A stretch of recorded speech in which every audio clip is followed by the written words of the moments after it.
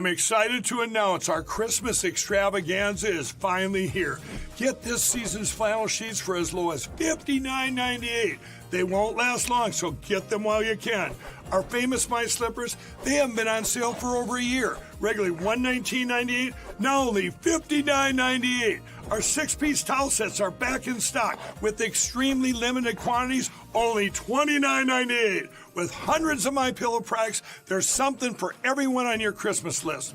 Bathrobes, duvets, quilts, down comforters, and so much more. So go to MyPillow.com or call the number on your screen. Use your promo code to save on all MyPillow products. For example, flannel sheets for as low as $59.98, or our 6-piece towel sets, just $29.98. But that's not all. I'm extending our 60-day money-back guarantee until March 1st of 2025. Plus, all orders over $75 or more ship absolutely free.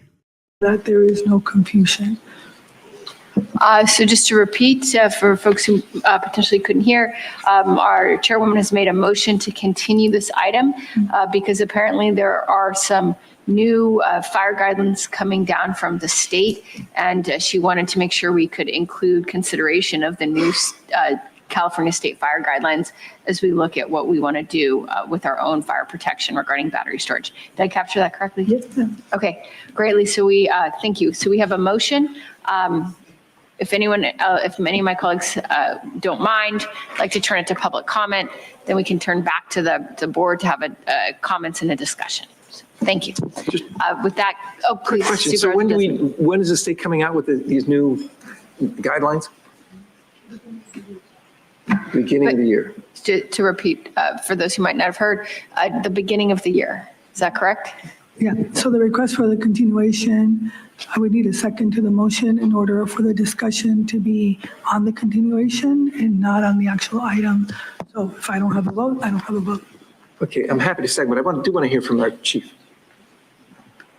Okay. Supervisor Desmond, you want to hear from the chief? Please. Okay.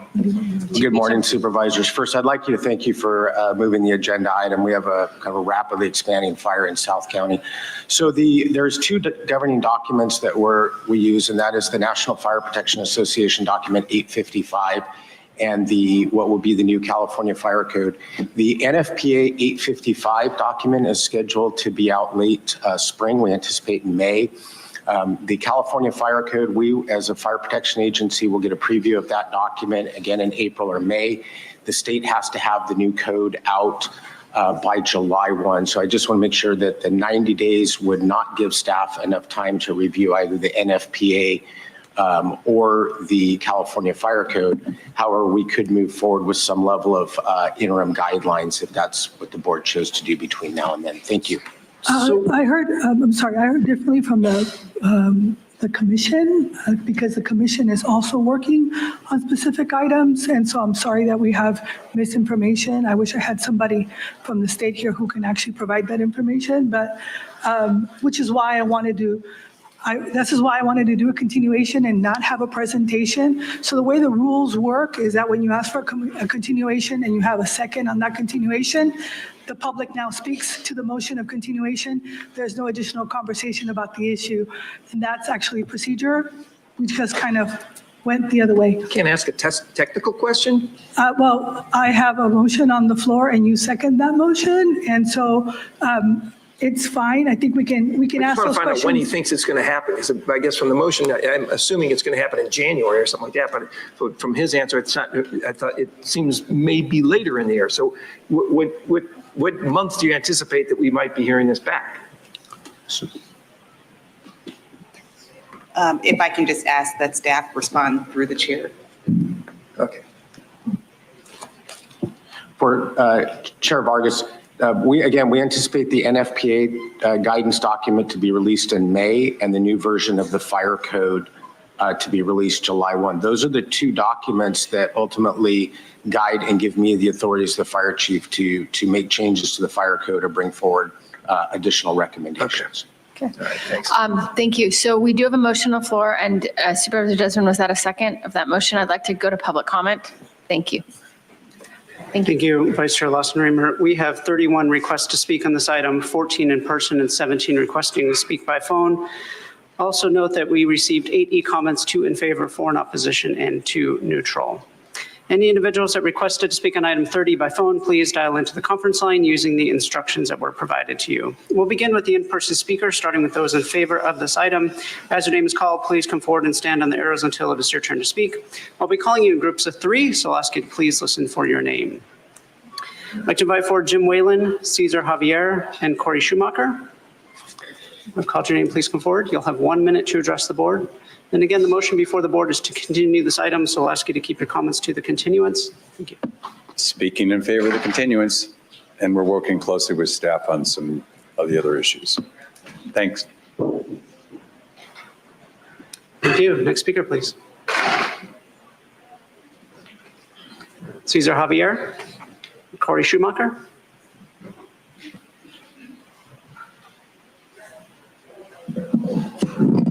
I changed my stand. I am against because I haven't heard the inputs, new evidences. But this is my comment. Modern Here society shortly, needs guys, they're going to be talking about energy for the mobility, tyranny in San Diego circulation, and communication, wanting to work community against engagement. Trump's administration, wanting to work The battery against is known federal as officials hazard on or toxic. deporting criminal Therefore, illegal size aliens. or So stay location tuned. It should be of the the next storage agenda item. must So be keep that in mind. possibly, Should be pretty good. So possibly I'm going to put or this reduced on, and then to- we're going to see some fireworks. potential impact to health and safety, including the surrounding environment. As I see the print, the compound needs some kind of a cover, like when you. Thank you. Your time is up. Thank you. I'll call the remaining speakers in favor, Joe Rowley and Mary Davis. I've called your name. Please come forward. Next speaker, please.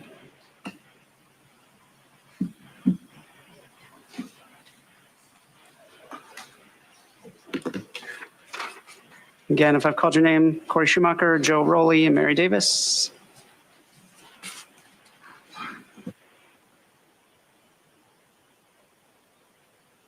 Good morning. My name is Corey Schumacher. I'm here on behalf of IBW 569, representing 3,700 union electricians, 2,600 members of which live in the unincorporated area of San Diego County.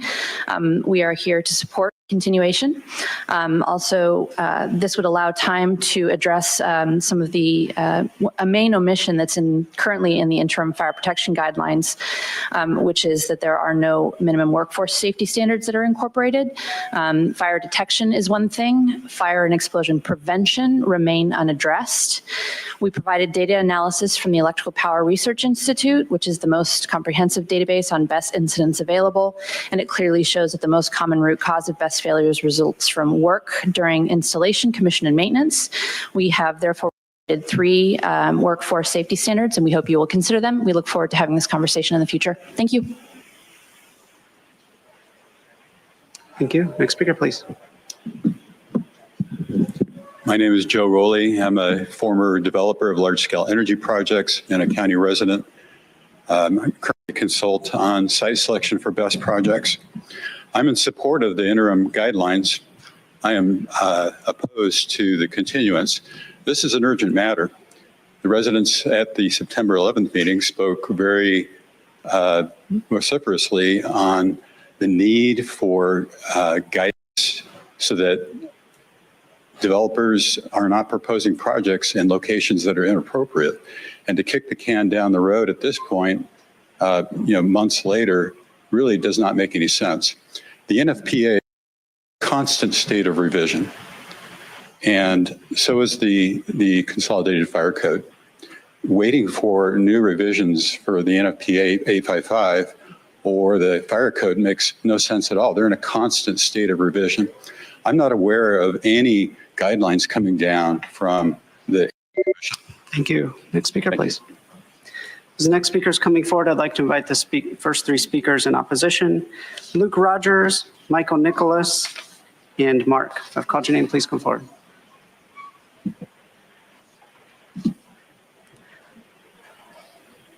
Hi, good morning, Oliver Twist. And I do find it ironic that this item is heard or now being continued on a day where we have these severe wind warnings that speaks to the fire hazard in the backcountry.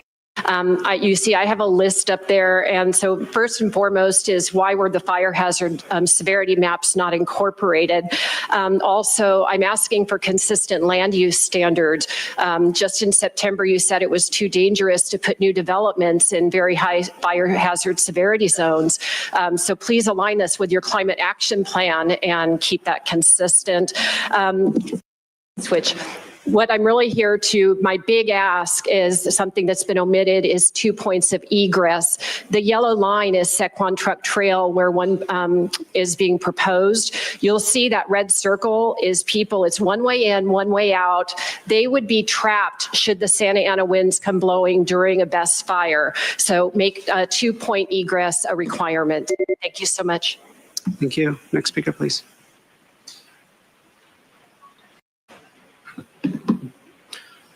My name is Luke Rogers. Good morning, Chair Vargas and members of the board. Thanks for your time today. I'm here representing the AES company, and I wanted to highlight for you that the proposed guidelines do contain some fatal flaws that we've identified that, if approved as is, would halt the development of battery storage projects in the county.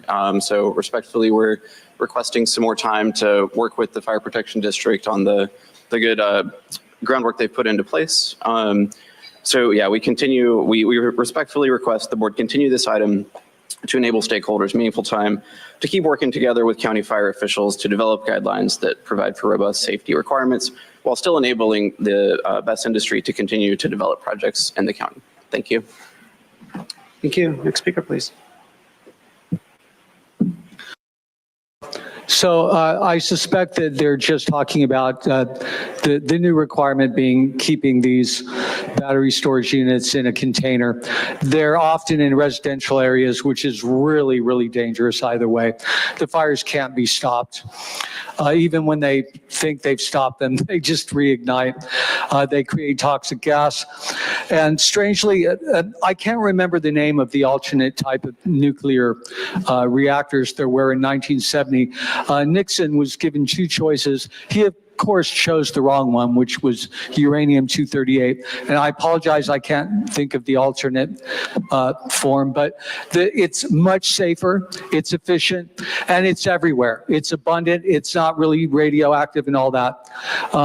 There are forms of energy, and we're not choosing them, or our government is not choosing them on purpose, intentionally, especially putting 238 reactors without any kind of substrate for earthquakes and such.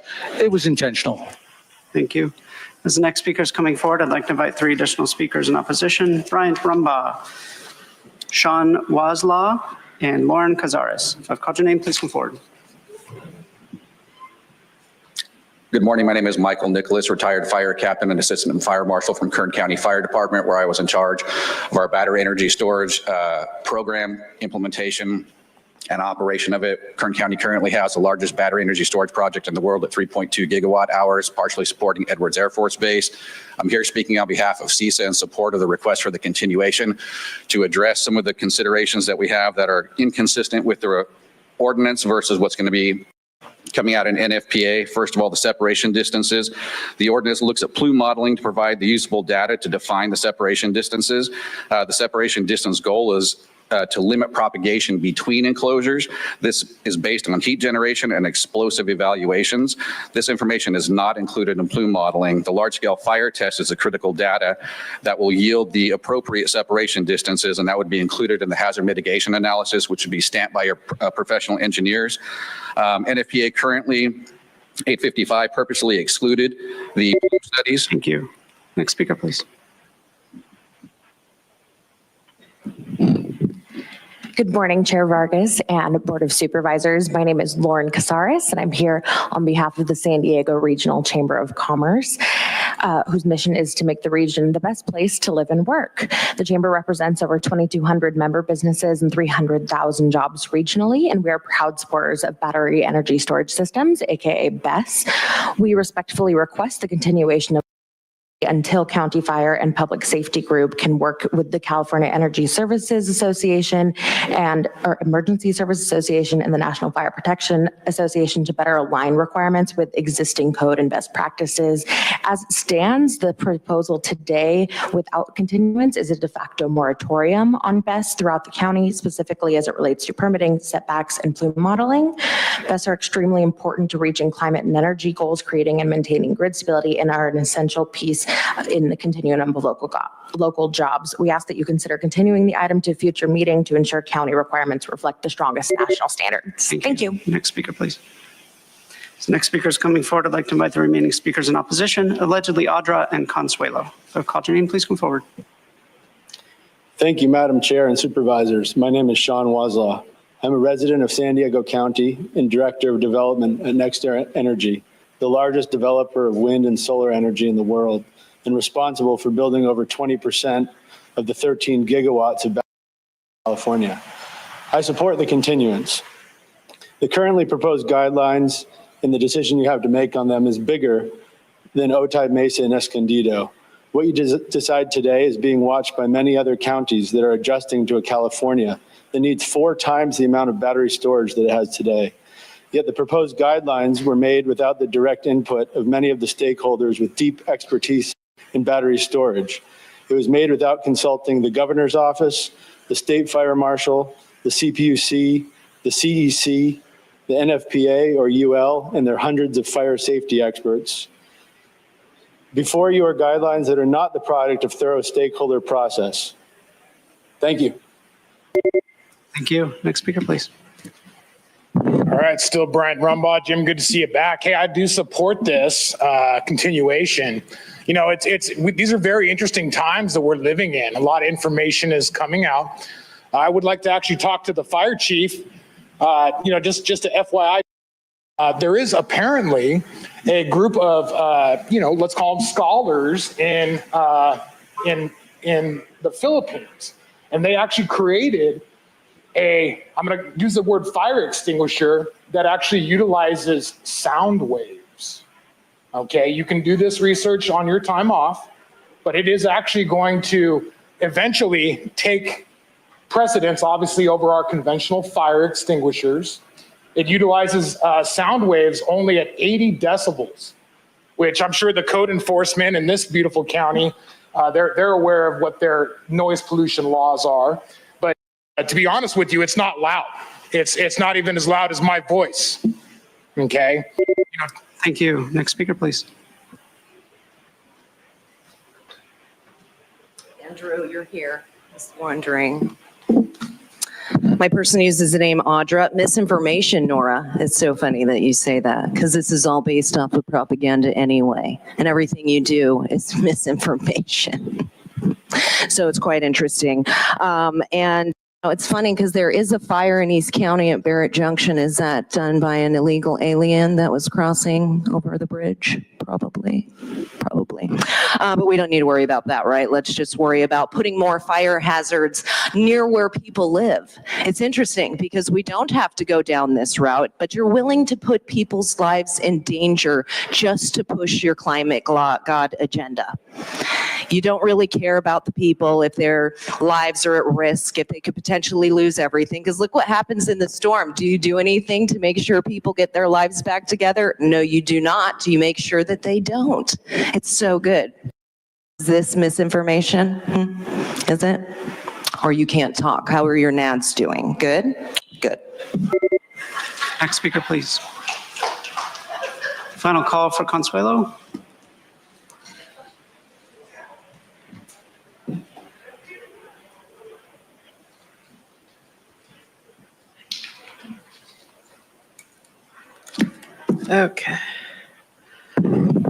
Okay, Consuelo. Okay. So first off, continuation. First off, I'd like to point out how we got Tara acting as if she's clarifying for Nora, as though she's in need of an interpreter. Then she's ends it by saying, is that right? Yeah, that's how government works. It doesn't. And let's see, the fact that we now have wildfire warnings in December is mind-blowing. To all county residents living near a lithium bomb storage facility, I need to remind you that it's not a matter of if there will be a fire, it's a matter of when there'll be a fire. Are you prepared? Have you considered all that you'll be having to deal with, things like insurance and the loss of your home and belongings? See, these facilities are purposeful and temporary to fulfill an agenda. Thank you. We'll now hear from those that request phone. When it is your turn to speak, you will be unmuted and you will hear a recording that will tell you to begin your comments after the beep. I'd like to remind the callers they should mute their TV or live video stream before they begin speaking. We will start with our first caller.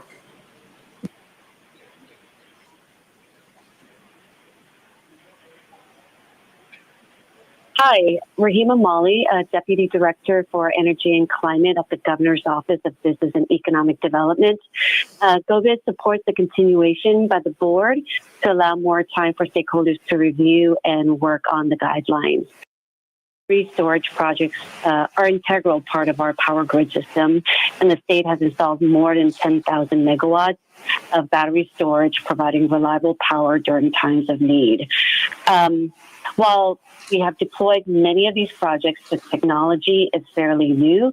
There are fire safety concerns and the impact on the communities near and around where the projects are built. The systems that were installed 10 years ago have evolved, and improvements to the technology continue.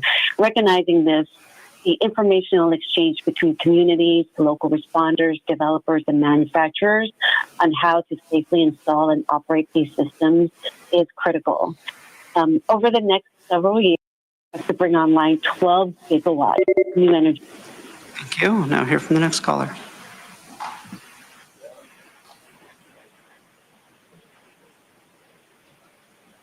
Hi, good afternoon. This is Serena Pelka from Climate Action Campaign, supporting the continuance until further analysis of impacts from the standards are completed. Battery energy storage systems ensure everyone has access to reliable energy, which is a basic human need. And keeping the lights on saves lives and keeps our economy running. There are major ramifications of restricting new BESS projects to the extent of the proposed standards without enough time to review and assess its impacts. The magnitude at which our region and the state is relying on battery storage to keep the lights on cannot be understated. We need thoughtful policymaking that prioritizes safety and the ability of projects to bring benefits to San Diego County. They enable us to move away from polluting gas infrastructure that burdens frontline communities first and worst, and provide stability to the grid. We urge you to please support the continuance of this item. Thank you. Thank you. We'll now hear from the next caller.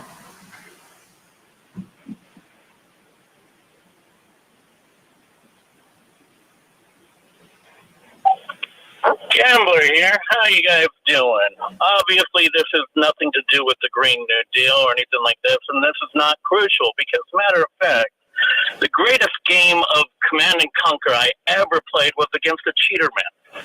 This cheater map, they had 75% of the map that they could build all over the place. And like 25%, me and my brother, fighting against these guys. One of them was, my brother was U.S., I was China. In this instance, I built a bunch of Gatling guns. They could not fly over and destroy us in this fashion. They had to send units over. I ended up winning that match with my brother because we used 2 units, only 2, to destroy their entire base. All we did was we sent people into there and destroyed the energy facilities. You made it extremely easy to go ahead and destroy them. Thank you.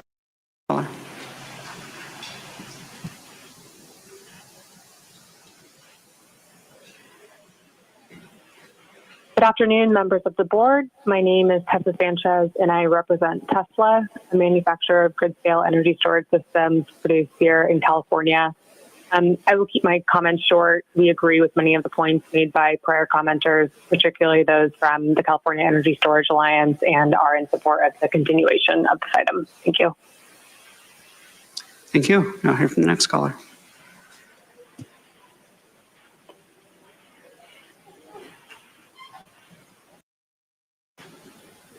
Good morning, Supervisors. My name is Scott Murdershaw, and I'm the Executive Director of the California Energy Storage Alliance.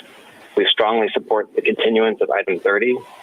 The NFPA 855 standard is the national standard that governs the safety of energy storage systems and is developed over a 3-year cycle by a technical committee of over 50 firefighters, fire protection engineers, and manufacturers. We found several requirements in the interim guidelines that are inconsistent with, even contradictory to, the currently applicable 2023 NFPA 855 standard. We respect the fire district, but they simply didn't have enough time for a thorough consultation with state national energy storage safety experts. More energy storage is urgently needed to maintain grid reliability because we have to retire thousands of megawatts of old coastal gas-fired power plants in Southern California by 2026. Continuance will provide district staff more time to engage with NFPA 855 technical committee members and other experts. Thank you for your time. Thank you. Now hear from the next caller.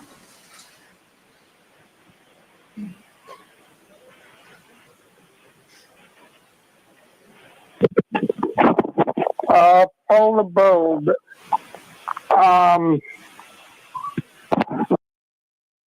Did I want to say? I don't favor continuing so much as stop and rethink this and report a moratorium. The SCG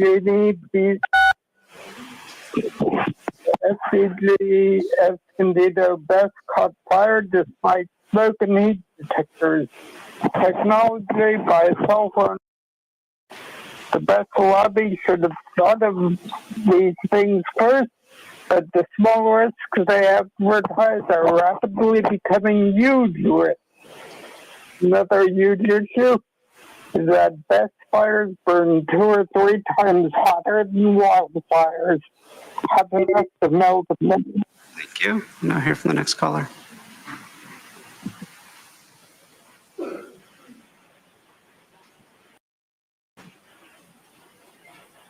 My name is Stephanie Baxter. Good morning. I serve on the Fallbrook Community Planning Group, and I'm speaking to you as a resident of Fallbrook. The Fallbrook Community Planning Group and the Chamber of Commerce wrote a resolution regarding battery energy storage facilities, their position, concerns, and recommendations. I commend the fire personnel on proactively establishing these standards. If the guidelines won't come out for several months and there are open applications for more of these facilities, we need something to go off of right now. So while I support the interim guidelines, understanding that there might be more that needs to be added or considered or researched or discussed with relevant stakeholders, this is urgent now for safety, well-being, and economic prosperity of our communities. A continuance gives preference to the stakeholders, not the residents. We need help now. Thank you. Hear from the next caller.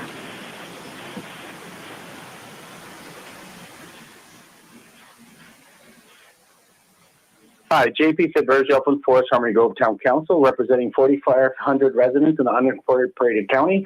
The best industry is growing rapidly, driven by push for great efficiency and green energy, laudably.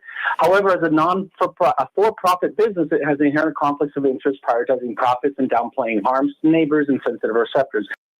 Responsibility to ensure that in our drive to decarbonize, we don't impose undue burdens on unincorporated county residents who happen to have the largest number of disadvantaged communities in the county. While the county staff did not exactly adjust the board's original request for a residential buffer, we believe that current interim guidelines are a step in the right direction. We still believe that more aggressive setbacks should be developed based on some dispersion modeling reflecting reasonable worst-cost scenario. It's important to push back on the industry narrative that fires are very rare. Data from the industry's own failure database has tracked at least 90 major best fires, most of them since 2020. Is one best fire per 1,000 megawatt hours every 5 years. Newer facilities like Seguro of the same size can expect 6 to 12. Thank you. Now hear from the next caller.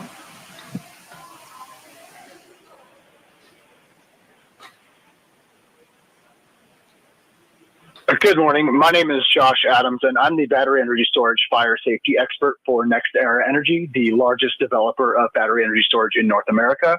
I'm speaking in support of a continuance on this item. Before you are guidelines that are not the product of a thorough stakeholder process and that potentially serve as a de facto moratorium without actually improving the safety of BESS. These guidelines were written for failures of facilities installed prior to the existence of today's codes and standards. If the county wishes to adopt guidance today, it should adopt the latest version of NFPA 855, which has been updated twice since 2020 and will be updated again next year, has been thoroughly vetted by hundreds of fire safety experts nationally, and has contributed to a sterling safety record for facilities that meet its requirements. It's because of NFPA 855 that California has 15 times more years ago, while safety incidents have plummeted. I urge the support of this continuance. Thank you. Now here for the next caller.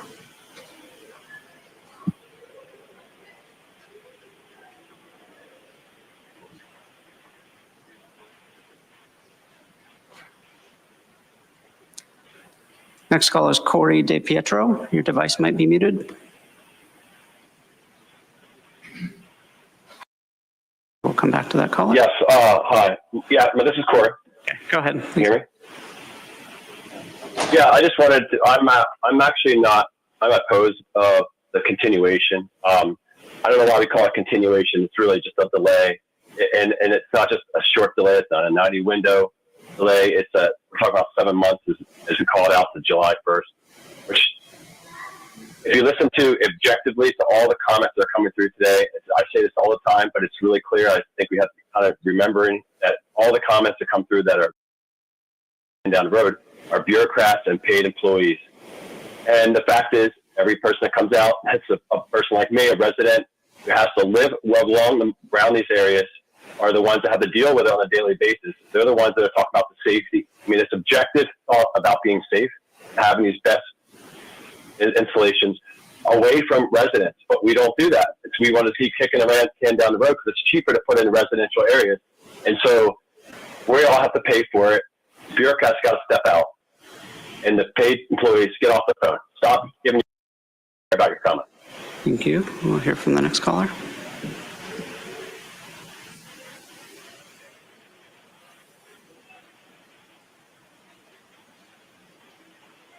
Good morning. Kathleen Lippis here. My undergraduate work is in environmental science, and I support a continuance on this item because the rush to approve massive energy storage facilities is far less about science and far more about politics. Please listen to your unincorporated communities. These places are being placed next to residential areas that will put those residents at risk. This industry is evolving very, very rapidly. Reason enough to put a stop to it and do it on an experimental basis. But to go ahead and cover our lands with these energy storage places that are likely going to become fallow, they are likely to go bankrupt, just like over 125 previous energy facilities, solar facilities, did during the Obama administration. All that taxpayer money drained. Thank you. Hear from the next caller.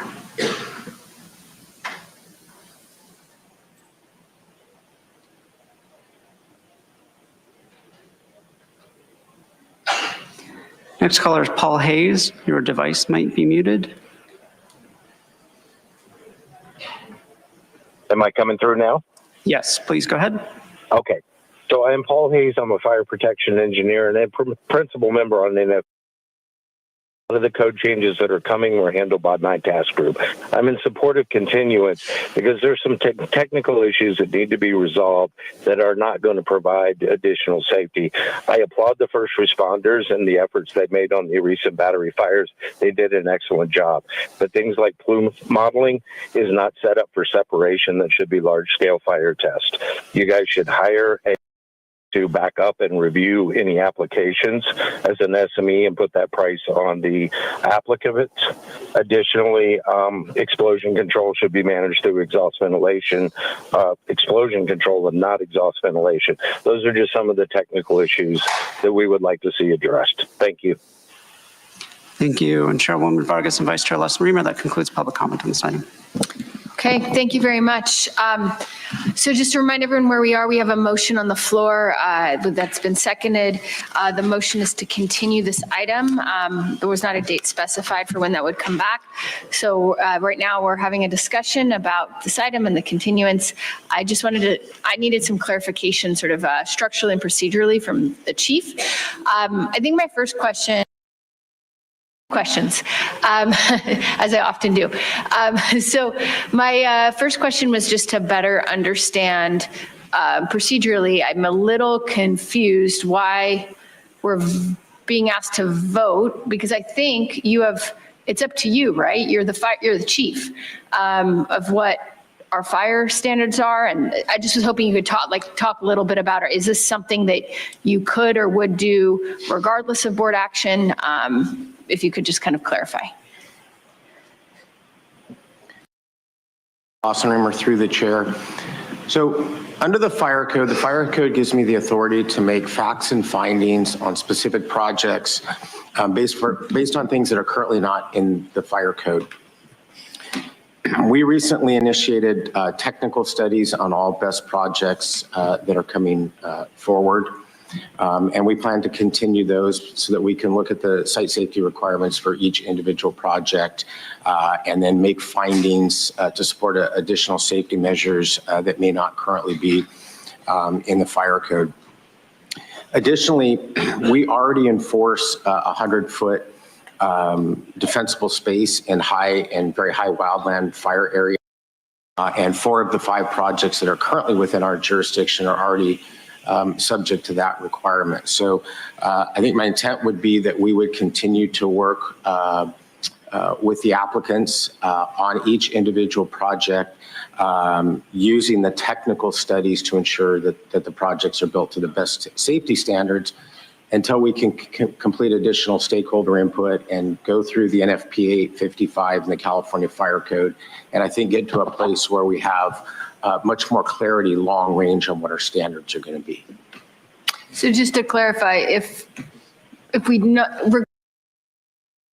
that's what you're going to do. You're going to continue to look at each project to try to ensure that it's fire safe. And 4 of the 5 already have 100-foot perimeter. What about the 5th one? Is that a project do you think you would need to change it, or just kind of better understanding? Again, Supervisor, and through the chair, we have already notified the applicant of that requirement, and we're waiting for their essentially resubmittal to get back to us on the status of their project. So you've already told them you're expecting that they need to have 100 feet, and that you're expecting they're going to be able to do that. Okay, so just to clarify, 5 of the 5 projects are going to meet what you've suggested here today. And regardless of what we vote on today, you're going to continue making sure that for every project, you're working with the applicants to apply best practice fire standards to protect our communities. And that appears to be looking like what you suggested, which was this 100-foot and then the 10-foot in between each container. I just want to make sure I'm completely clear, because we're being asked to vote on something, but it sounds like you're doing it. Supervisor, through the chair, that is correct. And I want to assure the board, my highest priority is to protect not only the safety of the public, but the safety of our first responders. And I think continuing to look at these projects on a project by project basis until additional guidance document is certainly a good way to go forward. Okay. And then the next question I had is, your understanding is that we'd get more info from the state, not till January, not till July. But Chairwoman, you were under the impression it would be towards the beginning of the year that we'd get more info from the state. Yes, that we can work together with the state to make sure that we're following the guidelines that they will be proposing. Okay.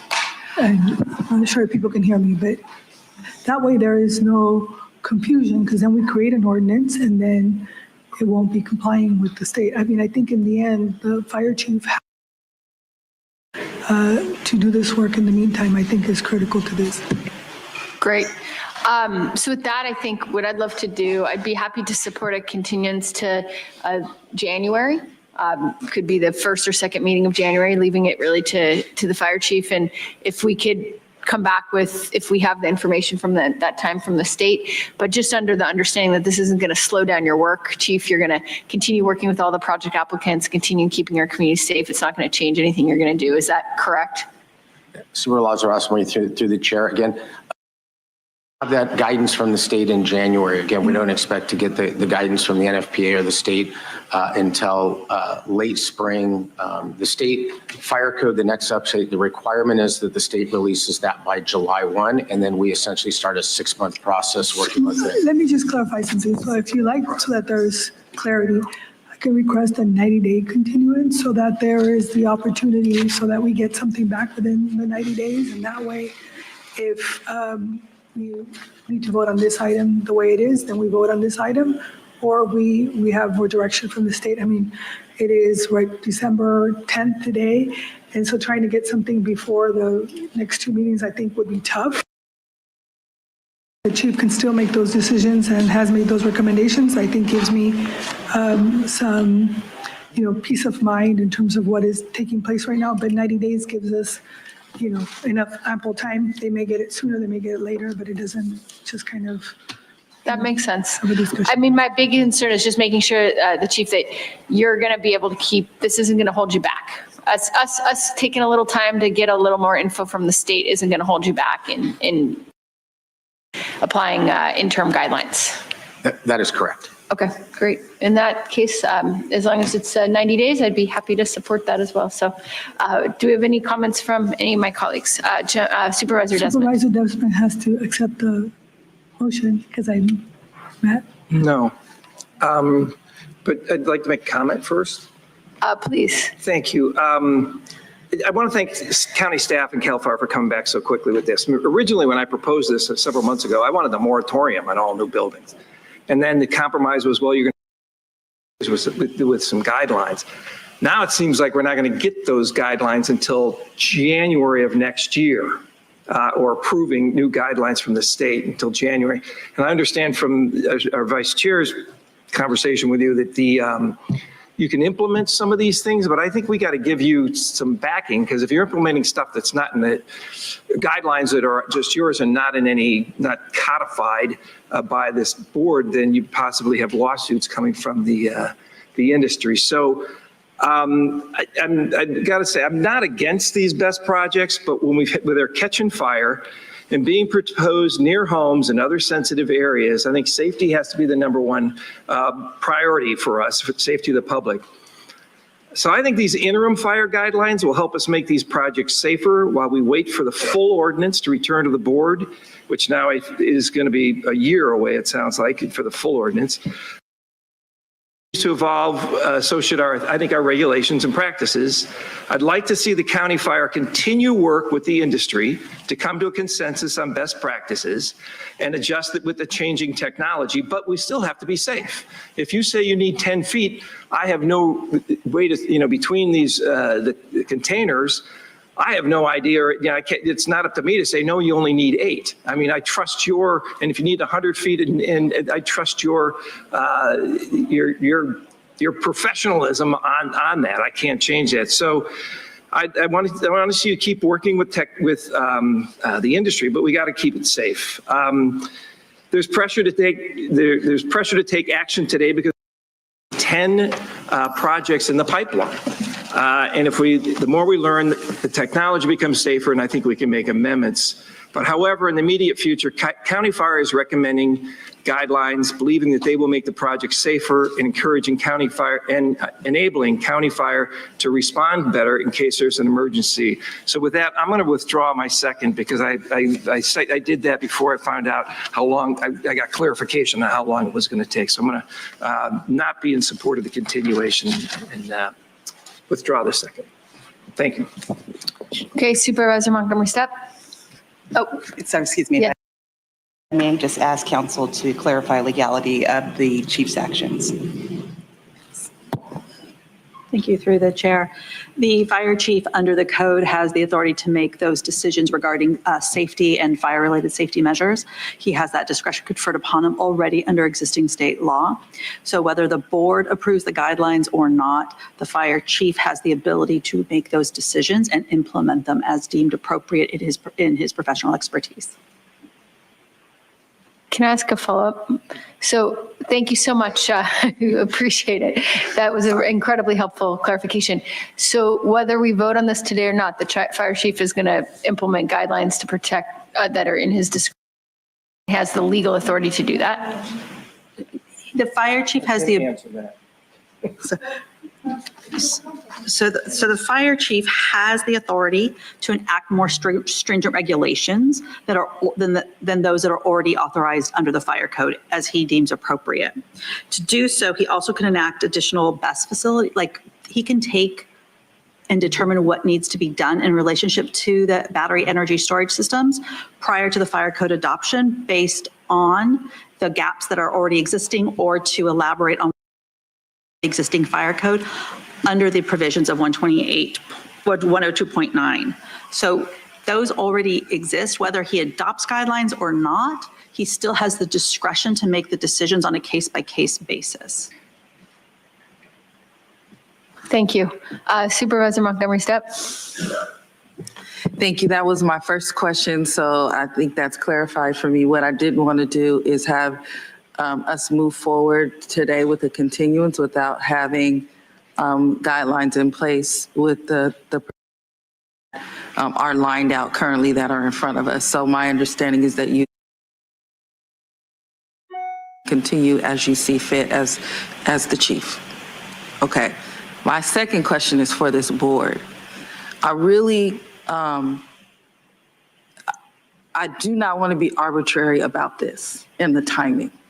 So if we're saying that we are waiting on the state, and the chief has told us that we will not concrete back from the state at least until May, then why are we doing 90 days? Because what I don't want is where we are now. We first asked for this to come back within a certain amount of time. Everyone's scrambling to do that. Now we're saying we need to continue it to 90 days. Why? I think if the chief can implement what he deems necessary and safe at this point, then we are effectively making a decision to wait on the state if it's about the state. Now, if it's about day, let's just say that, and then we can move forward with that. But I don't, this is not, we need to make it make sense. And for me right now, it doesn't with the 90 days. So I just would like clarification, explanation on that. Maybe I'm missing something. So in the interest of moving the item forward and gathering more information, I stated to do the 90-day. I personally don't agree with this particular ordinance that we're working on. I think that creating burdens these types of entities, when we know that the fire chief already has the ability to make a decision in partnership and with community, to me it seems like over-regulation, which I am not supportive of. And I wasn't here when the first initial motion would move forward. I would have voted against it so that we wouldn't have this motion in front of us at that time, because I don't think that this is actually good policy time, because the Energy Commission and the state is actually working on regulations, and more importantly, the chief already has the authority to make those decisions based on real data. And so right now, what I had asked for is a continuation, understanding that we still need more information to gather.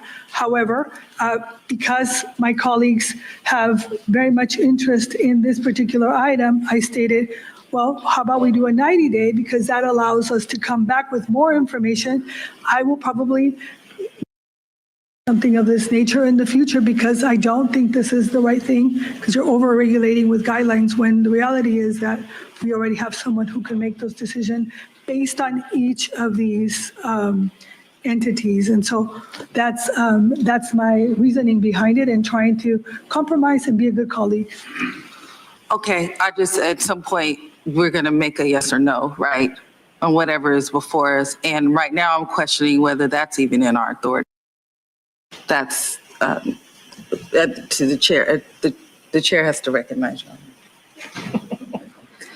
So there's a couple different things in play. So the fire chief has the authority to adopt the regulations or implement regulations for fire safety related matters where there are gaps or not sufficient regulation in the existing fire code. When the fire code is updated and prior to it, that does come before the board for approval via ordinance. So there will be an ordinance that looks to adopt the fire code as updated and amended when that comes through. At that has authority to adopt ordinances that go above and beyond the fire code if they make certain findings. So there's that piece of it. In the interim, the board could choose to kind of adopt an shows ordinance if it so chose how the government's just a joke. But it's not required to do so. And in the absence of an ordinance, the fire chief continues with the same authority that he has under the fire code to regulate and to make determinations on a case-by-case basis as he's indicated. Sorry if my earlier answer, but I did want to clarify that. No, I appreciate it. And again, it goes back to timing and authority, right? So in 90 days, it won't be an ordinance before us. It'll still be interim guidelines. It doesn't make if we were to do 90 days. That's correct, I think, which I agree with you doesn't make any sense. I mean, let me say, I would say, just to build on your comments, it seems like the fire chief already has authority to engage in the interim. If we're going to adopt an ordinance, there should be a fire code update that should come back. So then the logical question is, do we need a fire code? So when should that come back? That feels like where we would actually need to make a decision.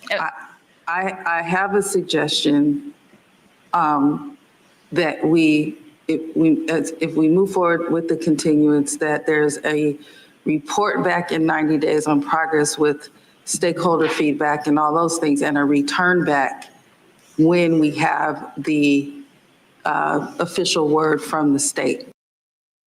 Calendar, that will probably be like September.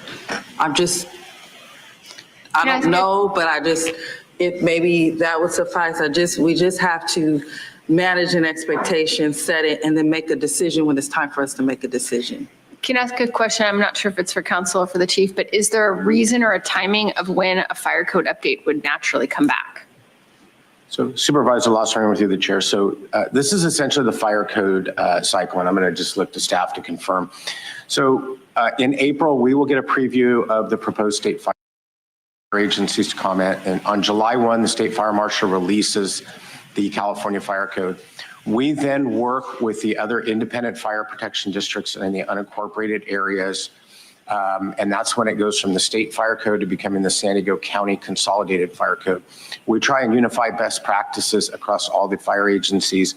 And it's at that time in that process after July 1 that we would make specific findings over and above the state code that we want to apply to our fire protection district. The 11 other independent fire protection districts go through the adoption process essentially in the fall of and then it comes to the Board of Supervisors as the final step, as County Council mentioned, as an ordinance. So this is a very well-defined 3-year code cycle update that will really start for us with review in April, publishing in July, and then essentially a 6-month vetting process to bring it back full board. And I just want to look to Chief Niss and make sure I'm correct on our timeline. Yes. So to clarify, the updated fire ordinance would be back. Yes, next December, January. And in that time frame, I have the authority to where we can make facts and findings on specific projects to implement additional safety requirements over and above what is currently in the code.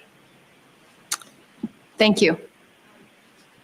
Supervisor Desmond? Just a quick, I think you just clarified what I was about to ask is that you can still, because when Claudia had mentioned adopt other regulations and things like that. These are guidelines. So you can adopt these guidelines sooner if you see fit on any projects moving forward on the guidelines that you've presented today. Supervisor Desmond, through the chair, that's correct. And maybe I could clarify with a little example on the 10-foot spacing. Our reasoning for the 10-foot spacing was to provide firefighter access to the containers, but we certainly think there's an opportunity to get the same practical effect by working with applicants on how they space these containers to meet my concerns that we can have proper tactical firefighting operations without a blanket 10-foot on every project between every container. And I think that's where their technical report and working with staff, we're going to still uphold a requirement that I feel comfortable with, that first responders have access and that we're not propagating fire from container to container. But I think this is kind of the best choice here, is to let us work with the individual projects until such time as we get additional guidance documents coming out from state or federal groups. Okay, so just to follow, so there's going to be a continuance anyway, because information for months. So it's automatically going to be a continuance. That's going to happen. And in the meantime, you can enforce the guidelines you need to make these projects safe. So I don't even know if we need to vote on anything at this point, other than maybe if you want to. Well, I'd like to make a motion. I'm not done here. As Supervisor Montgomery Stepp had mentioned, maybe we want to report back every 90 days about the progress with the business entities. I could support that, but. Return back, that's a report back, but. So thank you. I made a motion for continuance, right? So I don't have a second. So if I don't have a second, that fails. And then you have the item before you. Those are the rules of procedure that we have in front of us. Okay? I was going to make another motion. So I'd love to make a motion to move forward with recommendation 2, which is receive the San Diego County BESS best practices. Go ahead, Supervisor Montgomery Stepp. Sorry. And item 1, sorry. Thank you, Claudia, along with recommendation 1. So recommendation 1 is finding the proposed actions are not subject to CEQA, and 2, receiving the San Diego County best practices report. That would be my motion on the floor. Supervisor Montgomery Stepp, did you have a comment? Just a point of order, is this on the continuance? The continuance failed because there was no. So Chairwoman Vargas made a motion to continue the item. Supervisor Desmond seconded and withdrew his second. So the item failed. If now we have another item on another motion on the floor, which was mine. So either if that doesn't get a second, that will also fail. If it gets a second, then we can vote on it. Or someone could make a substitute motion to do a continuance, since Chairwoman Vargas's original continuance. Questions? Supervisor. If this was the private sector industry, they would have been bankrupt. And 2, is that right? And I have another question after that. But for this one, number 3 says authorize the county fire chief to immediately implement the interim fire protection guidelines for best facilities as identified in attachment B. It sounds like we don't have to do that because he already has that authorization. Correct. So I just want to make sure. Okay, I had to think that through my head here.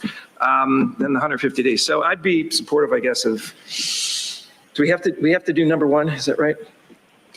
Yes, you want to make sure that Okay, so 1 and 2, is that the modification? That was my motion. If my colleagues wanted to amend that, they wanted to return back or report back or anything, that I'm open to that as well. It just seems that item 3 we don't need to do because the chief already has that authority. And item 4 seems confusing because we're going to get an ordinance in 150 days that then is going to be updated within another 100 days when the actual fire protection ordinance comes back at the end of the year. So the motion's number 1 and number 2? Well, number 1 and I'll second number that. 2. Yeah. Okay.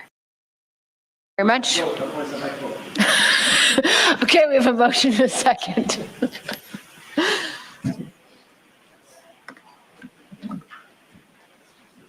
And Chairwoman Vargas, that motion passes with Supervisor Chairwoman Vargas voting no, all other supervisors who are present voting aye.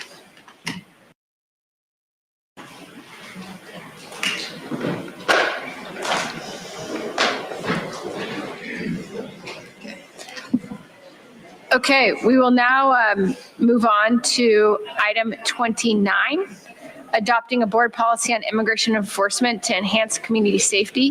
Here we go. The chairwoman would like to make some introductory comments on this item. Here we go. Sanctuary policies.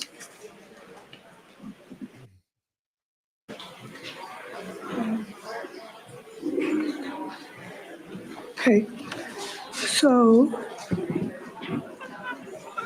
this item number 29, adopting a board policy, immigration enforcement to enhance community safety. We need to consider our role as a county in ensuring safety and well-being for our most vulnerable populations. And I want to make sure that emphasize that the item that I'm proposing today is a board policy that is consistent with state law. In 2013, Governor Brown signed AB 4, the Trust Act, which protected community members from being detained by local law enforcement. Then in 2017, Governor Brown signed SB 54, that Californians, including immigrants, feel safe by asking Californians that state and local resources would not be used to deport them, their families, or other members of the community. Our Sheriff's Office has a policy also that lays out that notification process, which ensures that absent a federal warrant, no release will be delayed. The intent of this action is that county resources, including jails, facilities, staff, and funds, should not be used to assist with federal civil immigration enforcement action. Immigration enforcement is a federal responsibility. The federal government can use its resources to do that. I want to be clear that this.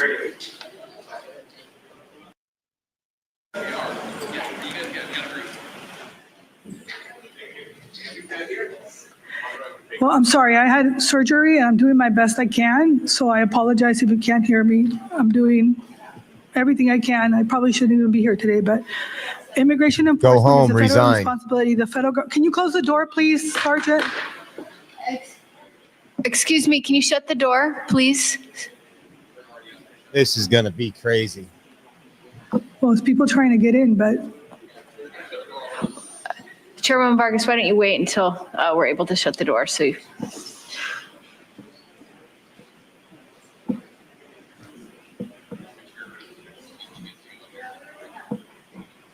Okay. Immigration responsibility, the federal government can use its resources to do federal work. I want to be clear, this policy in no way interferes with federal criminal investigations. We're not talking about releasing criminals on the streets. So with that, it's important to emphasize that we have witnessed the heart-wrenching consequences of current immigration enforcement policies, including families torn apart and communities destabilized. Before we turn it over to the public, Vice Chair, I wanted to ask, board policy is consistent with state law SB 54? Yes, it complies with 54. Okay, and we're going to hear a lot of misinformation today, and I've heard it from some of my colleagues as well.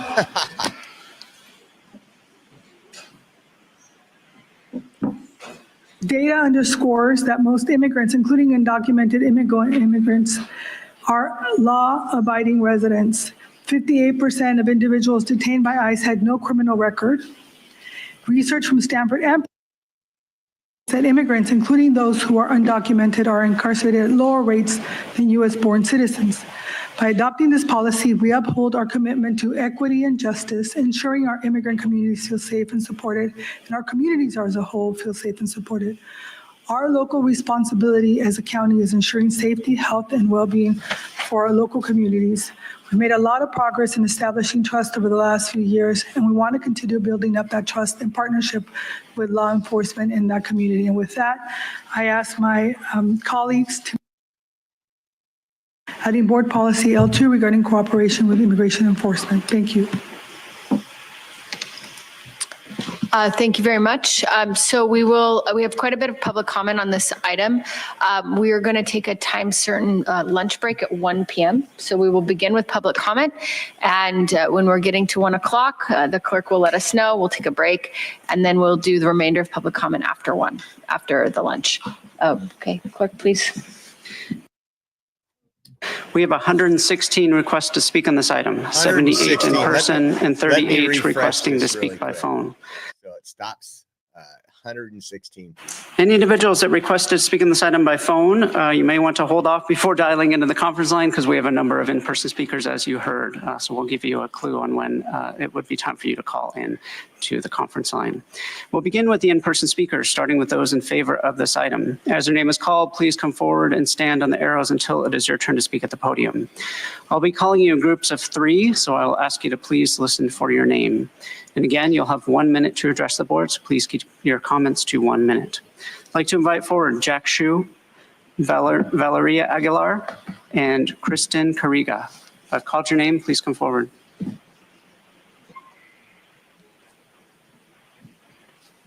As the speakers are coming forward, I'd also like to note that we have 20 individuals that registered their support but did not wish to address the board today.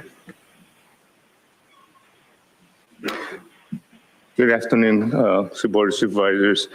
I have a few more hours left in public office, and I thought I'd take that time to come and support my county Board of Supervisors in a very important action today. Some of you may know I have 22 years of supervisory law enforcement experience in my former life. And what I learned there, when I taught community policing, is that community trust is one of the most important parts of law enforcement. And without it, you just can't do your work. Not a little bit of community trust, but as much as you can get, 99% or better. We don't have that in our communities. We don't have that because people, undocumented workers or documented residents, see our law enforcement as a threat. And if that continues, we're just not going to have it right. Please pass this resolution, this ordinance. Thank you. Thank you. Next speaker, please.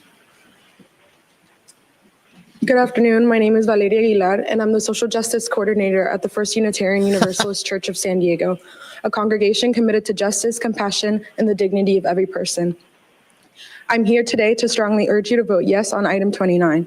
We cannot Social stand by Justice while the Sheriff's Coordinator Department continues to needlessly collaborate with ICE, transferring individuals to federal custody without judicial warrants, leading to deportations and the separation of families in our communities. As Unitarian Universalists, our congregation believes in the inherent worth and dignity of all people, and we oppose any actions that harm our neighbors. The sheriff's actions not only violate this principle, but also create fear and distrust in our communities, directly opposing the characteristics that define true public safety. It's time for San Diego County to follow the lead of 8 other California counties that have stopped using local resources for immigration enforcement. We ask that you vote yes on this policy and protect our community members from further harm. Thank you. Thank you. As the next speaker is coming forward, I'd like to invite 3 additional speakers, M. Rose, Mackenzie Martinez, and John Mitch. If I've called your name, please come forward. I'm Reverend Kristen Carriga. I'm the minister of the First Unitarian Universalist Church of San Diego. Fake church. On this International Human Rights Day, I am so grateful for the putting forward of this resolution and just come to say, please support this. We are a faith tradition that believes in the inherent worth and dignity of every person. And we believe that keeping families together and keeping our communities safe is absolutely essential. So a yes on this item will support our communities, will keep us safer, and will honor the inherent worth and dignity of every person. We can keep the families together. As Tom Thank you. Homan Next speaker, says, please. we can deport them together. I would encourage everyone, especially Jim Desmond, to vote yes in support of this. Can you please state your name? My name is M. Rose. Thank you. Specifically because on January 3rd, Jim Desmond made a video claiming that county funds were being used to help migrants and said they shouldn't be. January 4th, we proved that statement incorrect by showing receipts from a mutual aid and other organizations that were receiving no county, state, or federal funding. So I expect you specifically to support item 29 to allow the federal government to handle this issue independently from county resources, which you have constantly stated should be the case. Thank you. Thank you. Next speaker, please. Good afternoon, Board of Supervisors. My name is Mackenzie Martinez, and I am here in support of item 29. As Chair Vargas pointed out, today is December 10th, the International Human Rights Day. It is a day to uplift and empower our communities, a day to celebrate our beautifully diverse county, a day to honor the inherent dignity in every human being. We cannot allow county resources to be used to perpetuate hate against our neighbors. A county's job is to protect its residents, not harm them. This misuse of funds feeds into a discriminatory, dysfunctional, and inhumane immigration system that does not represent who we are as a community. I urge the board to pass this ordinance today and honor our human rights. Thank you for your time.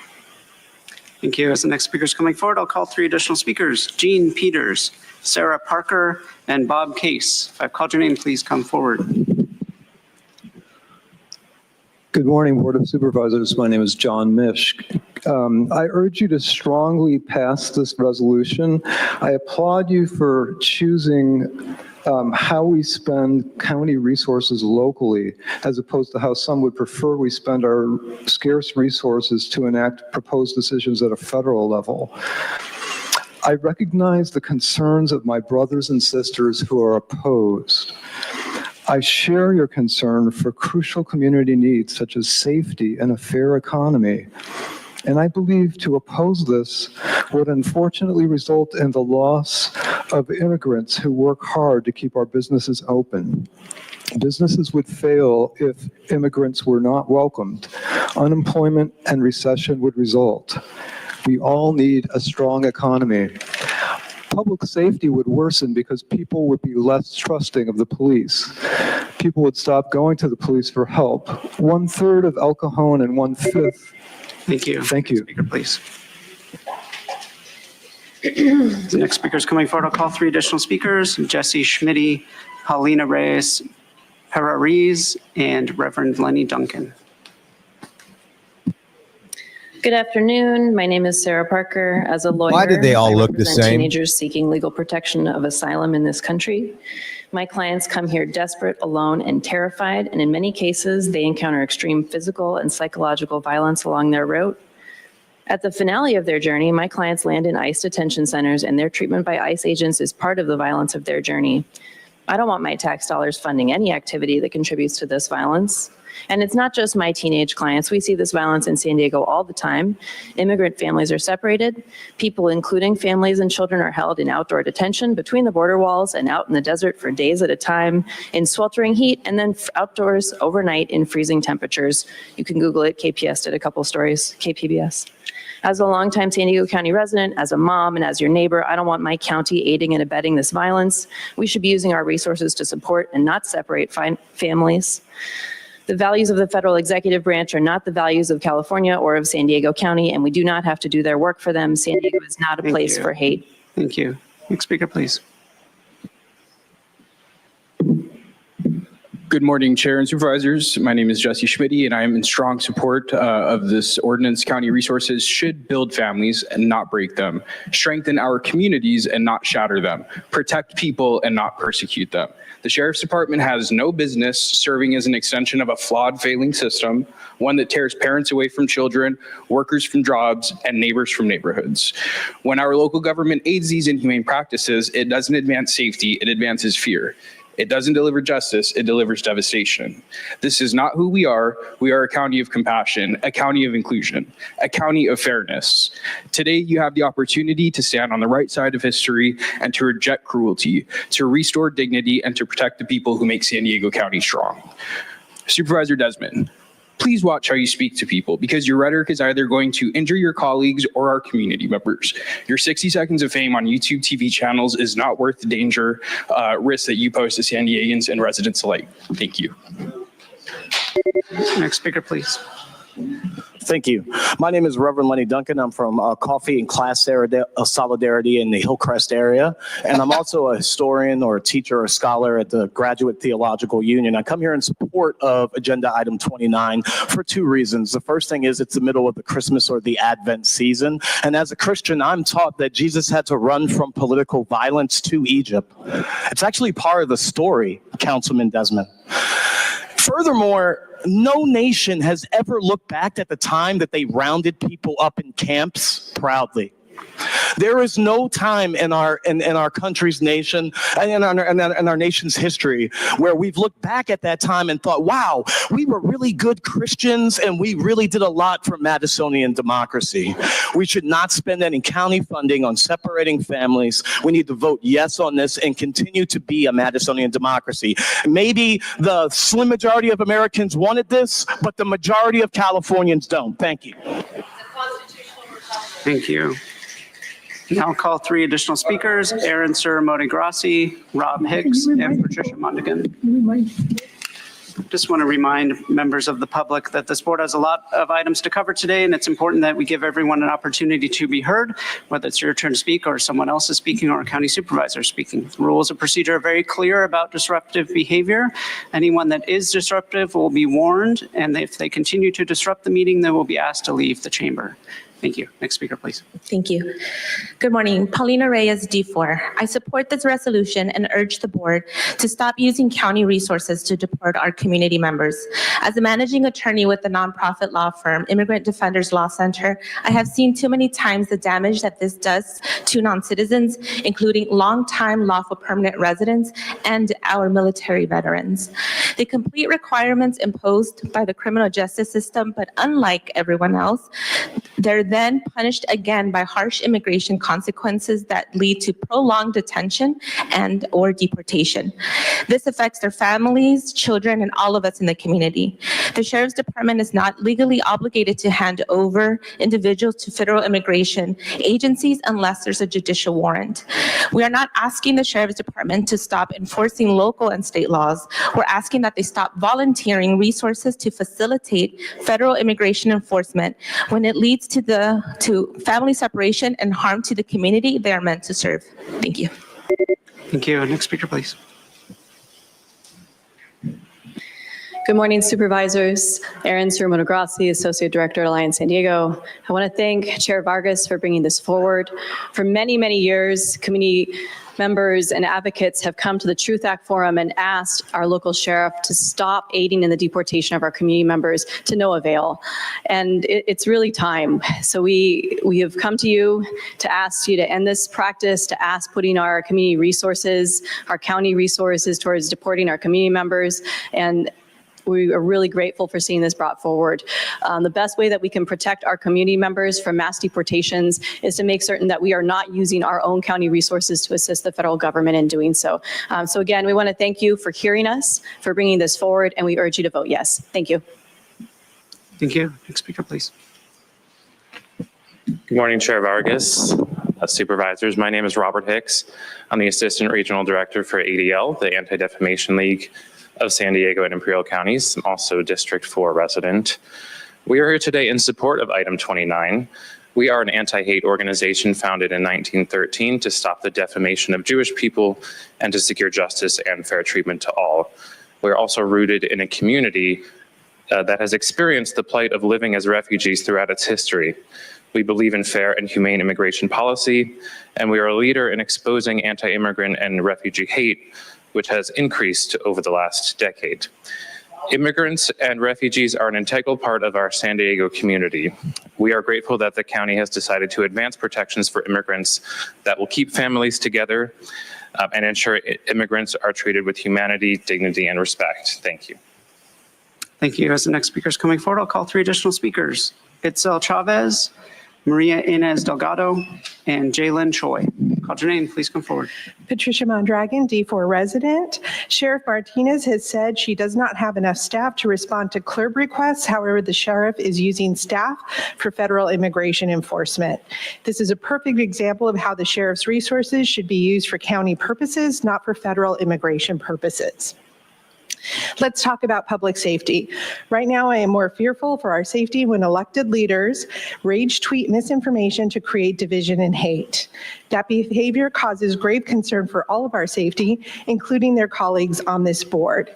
So Supervisor Desmond himself, just this year, advocated for not expending county resources on federal immigration purposes.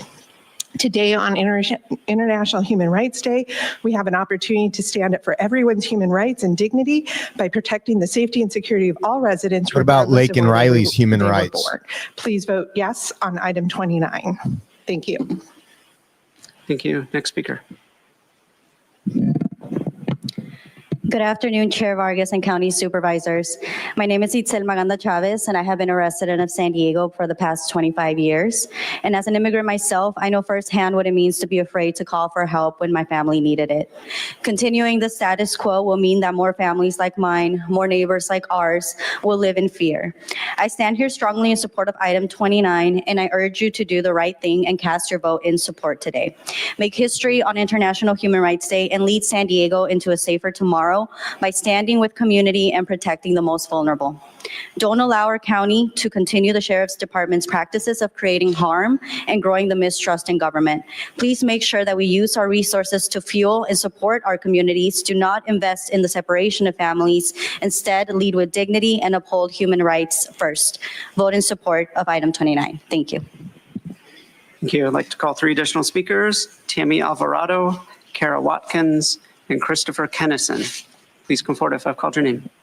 These are all the groups that make money off My name is Jalen illegals. Choi, and I am a resident of District 3.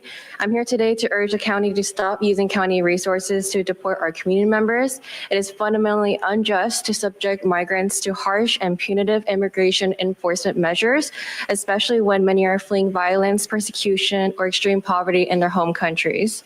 It goes against principles of compassion, human rights, and dignity to forcibly remove people from the place they have called to come home and separate them from their families and communities in the process. It repeats a history where migrants have never been welcome in our country and are seen as these criminals, when in fact immigration does not lead to an increase in crime, and immigrants are less likely to commit crimes than native-born citizens. The county should not be using its resources to engage in enforcement, but instead put their energy into things that will actually do some help, like language access, housing, economic opportunities, the welcoming center, et cetera. Please pass item 29. Thank you. Next speaker, please. Good morning. Hi, my name is Tammy Alvarado. I'm here in support of item 29. I've been a lifelong California resident, and I'm disappointed to hear that the Sheriff's Office is using county resources in assisting the federal government with this immigration problem. Our communities need many things. We need our resources to go to the county where they're supposed to go. Most importantly, these practices lead to unintended consequences like the lack of trust in our law enforcement, and that will increase. Without trust, crimes go unreported out of fear at what might happen to them. People could take matters into their own hands, and that will jeopardize the safety of officers as well as community members. This practice also directly affects the efficiency of the Sheriff's Department because time is taken away from their actual job duties. And lastly, I'm just going to go through on the Universal Declaration of Human Rights, Article 5.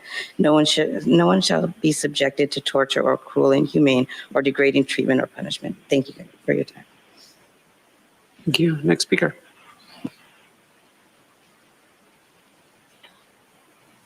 My name is Chris, Civic Engagement Organizer for Alliance San Diego. I've been stopped by 3 different agencies in one day: SDPD, Border Patrol, and Sheriffs. At 15 years old, I've had an off-duty ICE agent pull a gun out on me point blank in my face. So I understand why my brothers and sisters fear for these agencies. 8 counties in California have chosen to stop using county resources to deport community members because the harm it caused.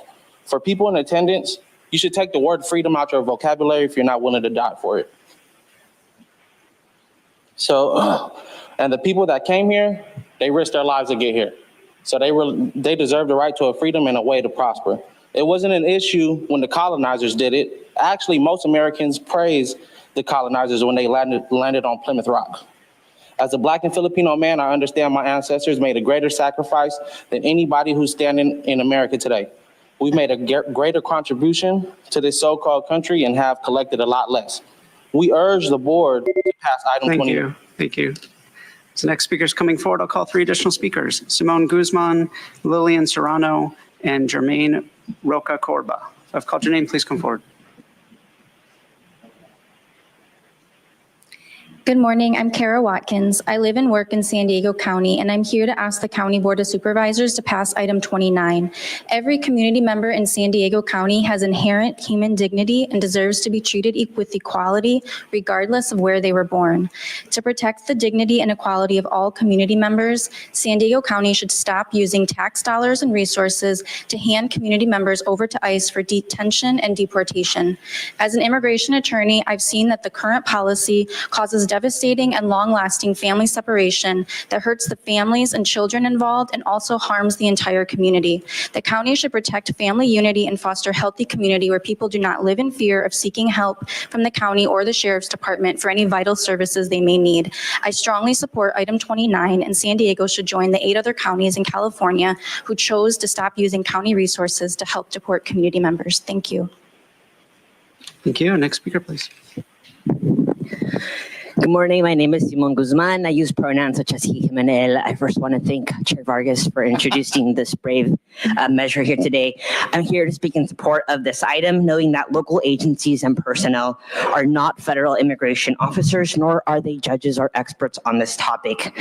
As taxpayers, we already pay money. Our Congress this last year allocated over $176 billion to DHS. So I know that with our limited resources, these are our resources and time instead should be going to helping working families or to help survivors if that's what we really care about with free mental health services or other kind of programs.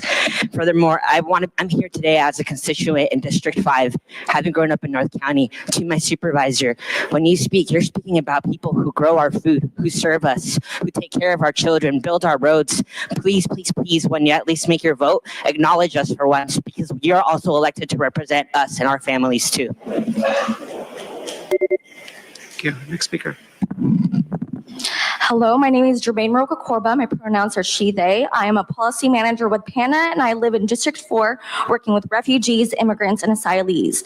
I'm also a granddaughter of a U.S. veteran that swore to protect our values of civil liberty and democracy for all people without intimidation and hostility. By allowing sheriffs that are not legally required to hand individuals to federal immigration agencies unless they have a valid judicial warrant assigned by judge, we are losing county resources, time, and creating harm in our communities instead of improving the quality of life for all people. I urge you to support item 29 and include language to prohibit data sharing, such as AI source data, to truly safeguard our communities. Vote yes on item 29. Thank you. Thank you. I'd like to call 3 additional speakers: Sarah Kennedy, Michelle Sellery, and Gabby Simone. If I've called your name, please come forward. Good morning. My name is Lilian Serrano, and I'm the director with the Southern Border Communities Coalition. But more importantly, today I'm speaking to you as a District 5 resident. Today, I'm asking this board to put public safety first and support item 29. Public safety depends on public trust, and trust is something that you really have to work hard to get. Our county government will continue to struggle to gain the trust of the public and the trust of those of us who live in the immigrant community as long as you continue to use county resources to torn our families apart. It is time to start with dignity. It is time to use county resources to protect human rights, and it is time to ensure that county resources are not used to turn our families apart, our communities apart, and I'm specifically asking about my North County community in District 5. Thank you. Thank you. Next speaker. Hi, good afternoon. My name is Gabby Simone. I am a D4 resident and an organizer with Viet Voices. We work with the Vietnamese community who are immigrants and refugees to increase more civic engagement with our local governments. There is a fundamental issue that affects the fabric of our community: trust. Right now, many immigrants and citizens do not trust our government because they know that when they call for help or seek services, they can bring attention to themselves. This creates a climate of fear that ripples through every corner of our community. They're afraid to report a crime, to seek healthcare, or to access vital services like food, housing, or mental health support. It creates divisions where there should be connection. We urge the board to vote yes on item 29. We need to ensure that our county serves all of us without fear or prejudice. Our community is stronger when every person feels safe and supported, when they trust the local government is there to help, not to harm. Thank you. Thank you. So next speaker is coming forward. I'll call 3 additional speakers: Kenneth Herman, Brad Mills, and Allison Edens. If I've called your name, please come forward. Good morning. My name is Michelle Solari, and I am the American Immigration Lawyers Association of San Diego chair. And I'm here today to talk to you about this resolution. First and foremost, Nora, thank you for bringing this forward. It took a lot of courage to do it, and I call on all of you to be courageous. I've come here for 5 years with people who have been impacted by this policy. Our attorneys have represented those individuals, and we've seen families torn apart, bringing all their money together, their resources, and giving every last penny they have to keep their families together. We know what this does to our community. We are talking about our friends, our neighbors, and our family. And San Diego should align with the other 8 counties that have decided not to use their resources to separate our families. I trust all of you believe that we can be the welcoming community with. Thank you. Next speaker, please. And Sarah Kennedy will be calling in.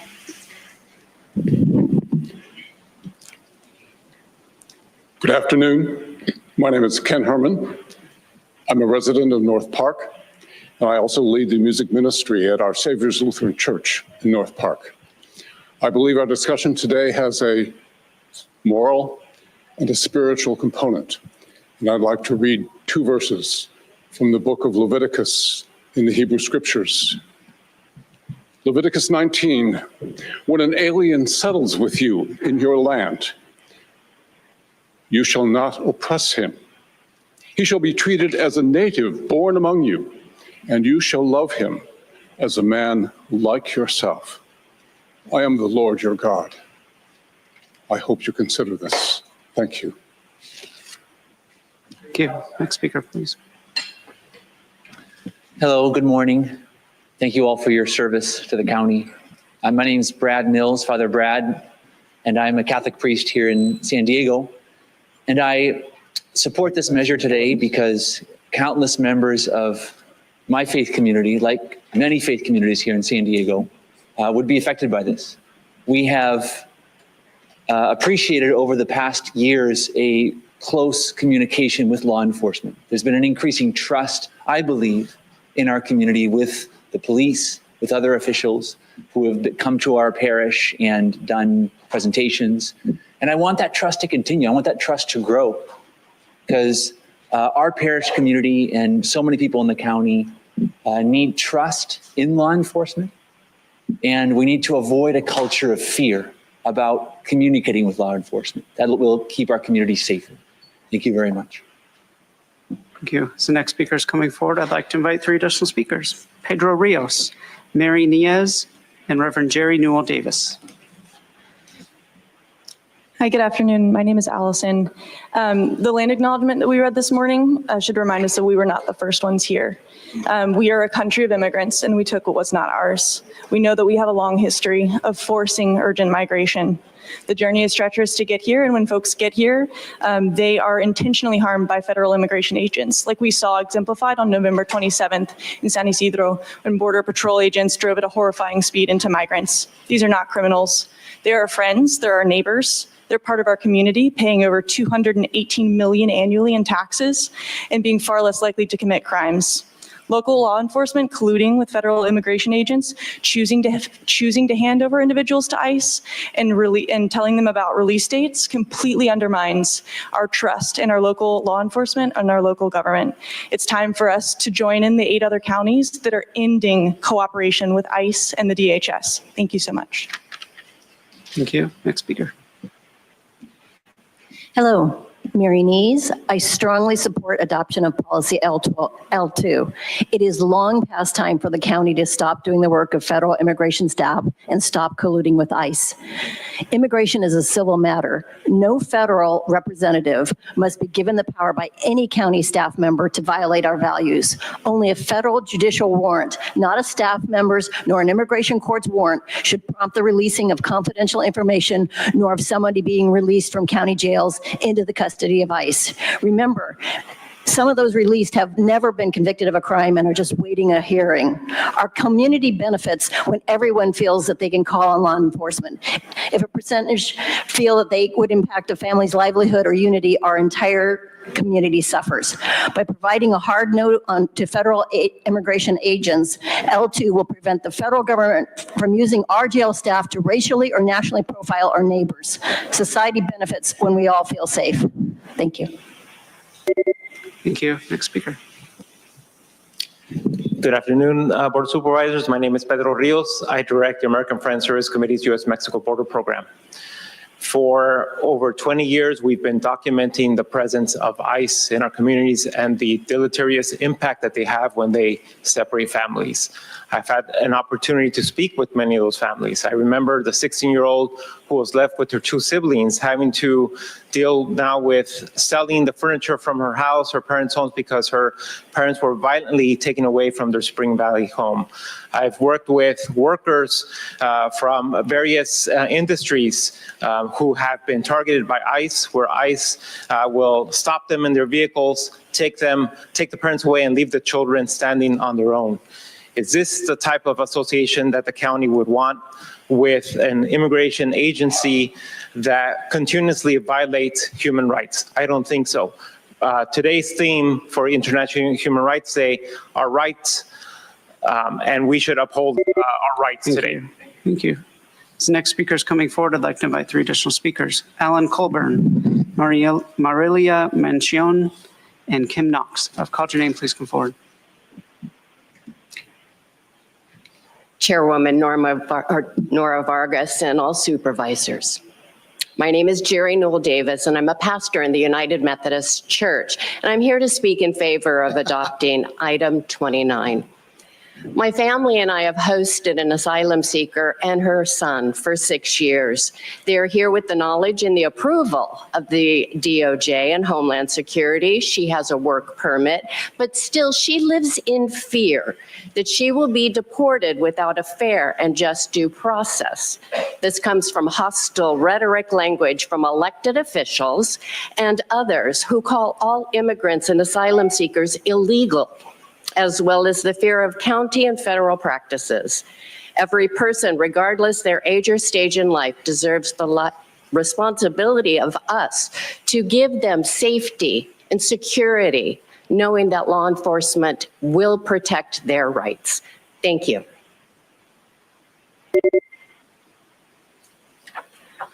Next speaker, please.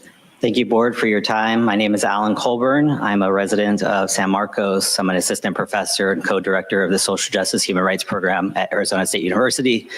I'm here to advocate for yes for this policy.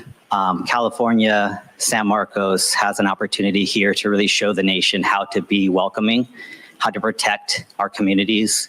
Immigrants are longstanding members of our communities for generations. As the federal government continues to expand enforcement and frame immigrants as a threat, San Diego has a responsibility to push back and show the nation how immigrants are actually a vital part of our community, contributing over $100 million in 2022 in taxation, contributing to the nation over $96 billion during that year. Immigrants have been here. They are part of our communities. They are vital to our communities. It is not the responsibility of San Diego to enforce immigration law, but it is the responsibility of San Diego to take care of its immigrant community. Next speaker, please. Good afternoon. My name is Marilia Maskian, District 9. I just want to thank Supervisor Vargas for putting forward this resolution. I'm here with ACE today and so many other community members, as you can see, and him here in strong support of this resolution. We need to protect our immigrant friends and neighbors from being unjustly targeted and to use these resources for things we need, like housing, healthcare, and fighting for the climate crisis. We have a broken immigration system that unjustly criminalizes the very act of migration, something that should be a human right.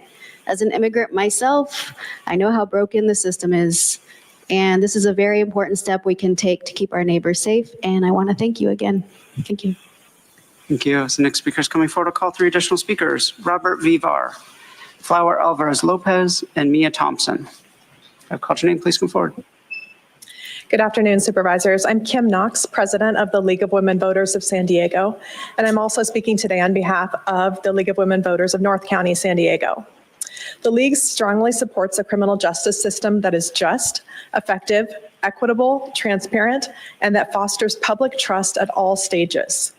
The League also supports due process for all persons, including the right to a fair hearing, right to counsel, right of appeal, and right to humane treatment. We ask that you adopt the resolution and Board Policy L2 to affirm the county shall not provide assistance or cooperation to ICE in its civil immigration enforcement efforts. This policy will best foster trust and cooperation between immigrant communities and local law enforcement, essential elements for public safety. Thank you. Thank you. Next speaker, please.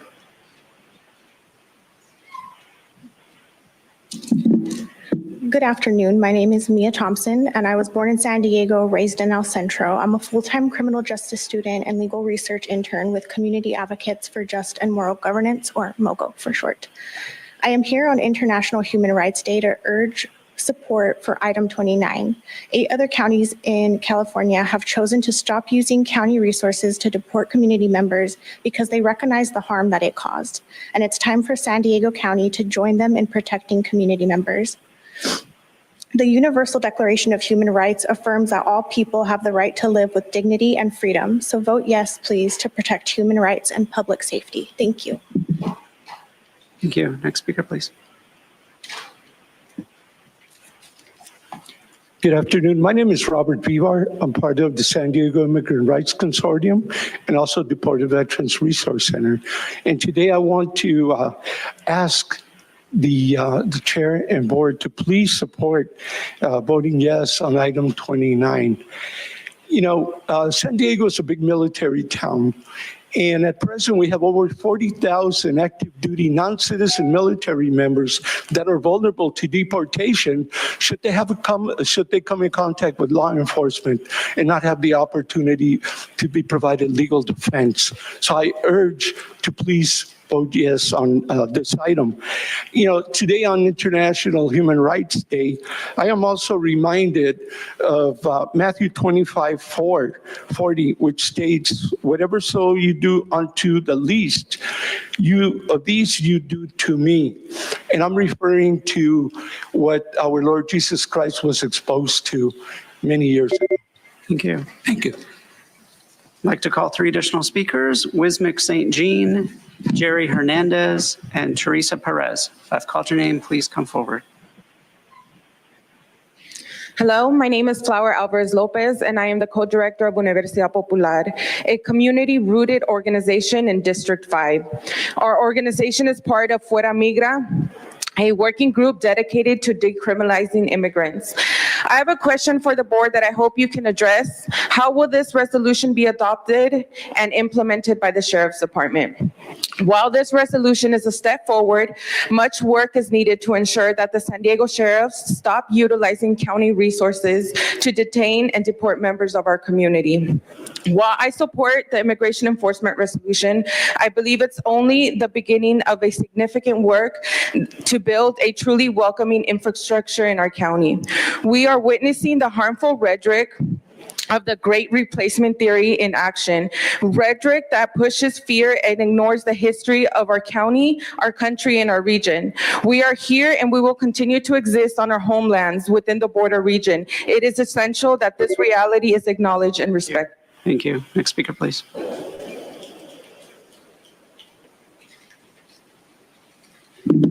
Good afternoon, Board of Supervisors.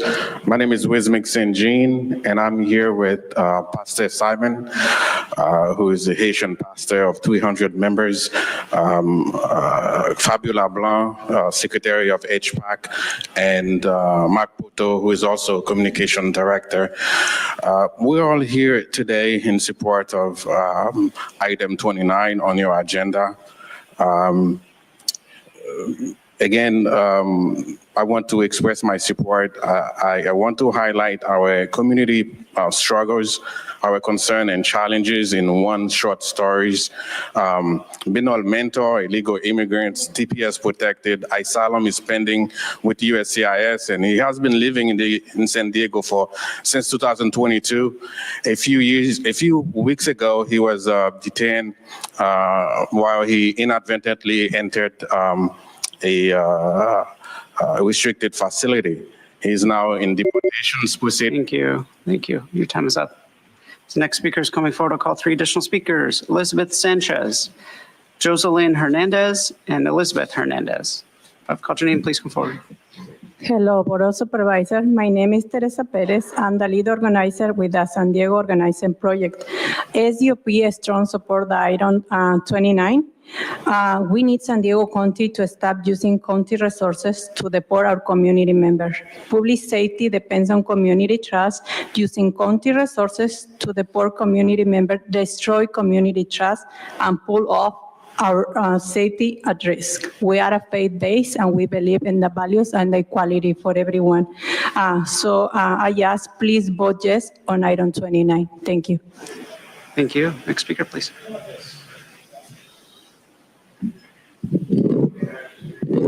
Good morning. My name is Jocelyn Hernandez. One moment. Can you tell me who's the person that keeps talking?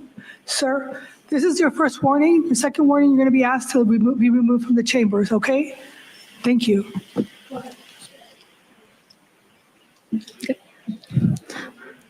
Good morning. Hi, my name is Jocelyn Hernandez. I'm sorry, I'm a little nervous and it's a minute. I'm Jocelyn Hernandez. My dad is a tradesman.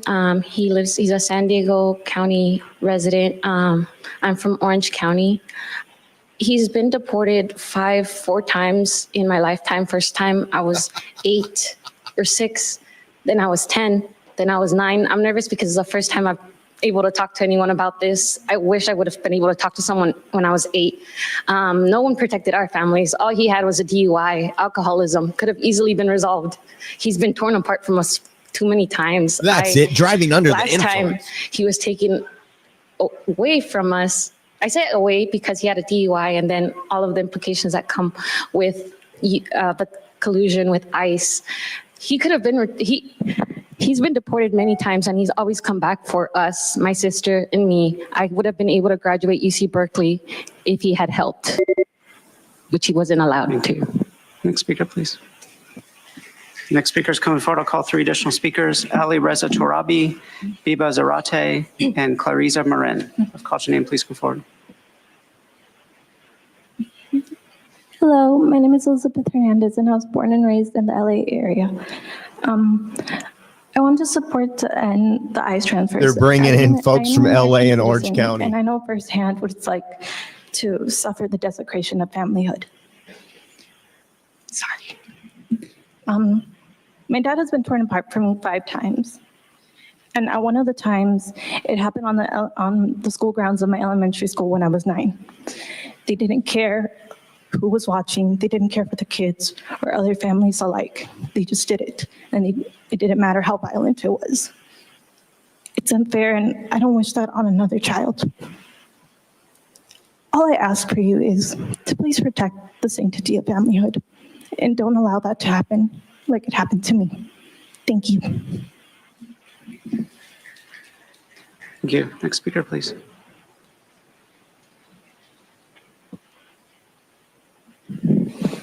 Hello, everyone. My name is Ali Reza Torabi.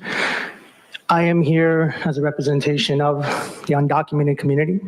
I am undocumented, a DACA recipient in order of removal. I am a person who has had his mother placed in immigration jail prior to these protections being placed for my community. And I think about my younger sisters and brothers that do not have these. If this does not go through, they will not have these protections like I had. And I was able to utilize them to navigate and go through higher education. And I come here today as a MD, a doctor that graduated med school, and I was able to do that because of a community that supported me. I was able to do that because I had people that backed me. And I tell the people here that are in opposition to this bill that if you show up and you are under my care. I don't care about how you treat me or what you say to my community. I will care for you because that's how I was raised, and that's how my community taught me to treat others. Thank you. Next speaker, please.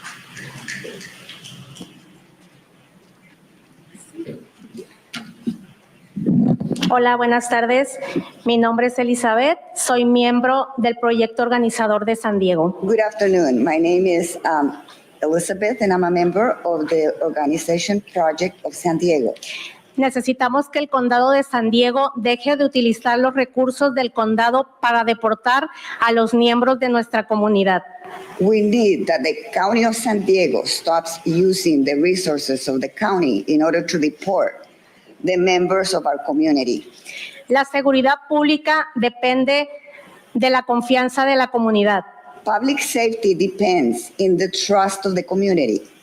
El uso de los recursos del condado para deportar a miembros de la comunidad destruye esa confianza y pone en riesgo la seguridad de todo el público. The use of the resources of the county in order to deport members of the community destroys that trust, and it puts at risk the safety of the whole community. Pedimos a la Junta de Supervisores de San Diego aprobar una resolución para evitar el uso de recursos del condado en la aplicación de la ley de inmigración para mejorar la seguridad de la comunidad. We'd ask the County Board of Supervisors to approve a resolution in order to avoid using the resources of the county in order to apply the immigration law, in order for the safety, a better safety of the community. Gracias. Thank you. Thank you. Next speaker, please.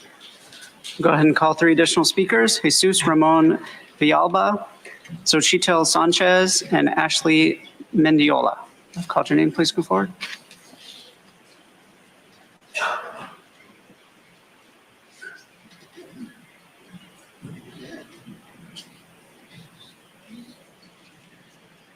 I'm Jesus Ramon with CIPC, Undocumented and Unafraid, speaking in favor of item 29. On the other side of the wall, Tijuana announces its motto, Aquí empieza la patria, the fatherland begins here. Regardless, the U.S. has come to be home for many of us for decades. San Diego County is home to a vibrant immigrant community that contributes to the everyday wellness of its neighborhoods. 8 counties across the state have already made good on their responsibility to their community by extending peace and security for all of its inhabitants. By approving item 29, the county affirms that despite what those letters on the other side spell out, here is where our home begins. Thank you. Next speaker, please. My name is Xochitl Sanchez, and I am a senior statewide organizer with the California Immigrant Policy Center. I am here in solidarity with the immigrant communities of San Diego County and the immigrant advocates, organizers, and activists serving binational communities and carefully navigating the challenges of border militarization and border violence. My respect to them for the invaluable work they carry out, and my respect to the immigrant communities of San Diego that have contributed their culture, entrepreneurship, ingenuity, and vibrant spirit to this region. It is clear that the Biden administration has failed immigrant families, and the Trump administration plans to terrorize communities with mass deportations. In light of the threat, San Diego County must join the 8 other counties in California that have chosen to prohibit the use of county resources to deport community members. We know that this is not going to be enough. It will take organizing and community defense to take care of our families, and we're committed to do that. County resources must be dedicated to serving, protecting, and keeping families together in San Diego. Thank you. So next speaker is coming forward. I'll call additional speakers: Clint Carney, Paulina Reyes, and Michael White. If I've called your name, please come forward. Hello, my name is Ashley Mendiola. I'm a member of San Diego Organizing Project. We need San Diego County to stop using county resources to deport our community members. Public safety depends on community trust. Using county resources to deport community members destroys community trust and puts all our safety at risk. We urge the San Diego Board of Supervisors to pass adopting a board policy on immigration enforcement to enhance community safety. Thank you.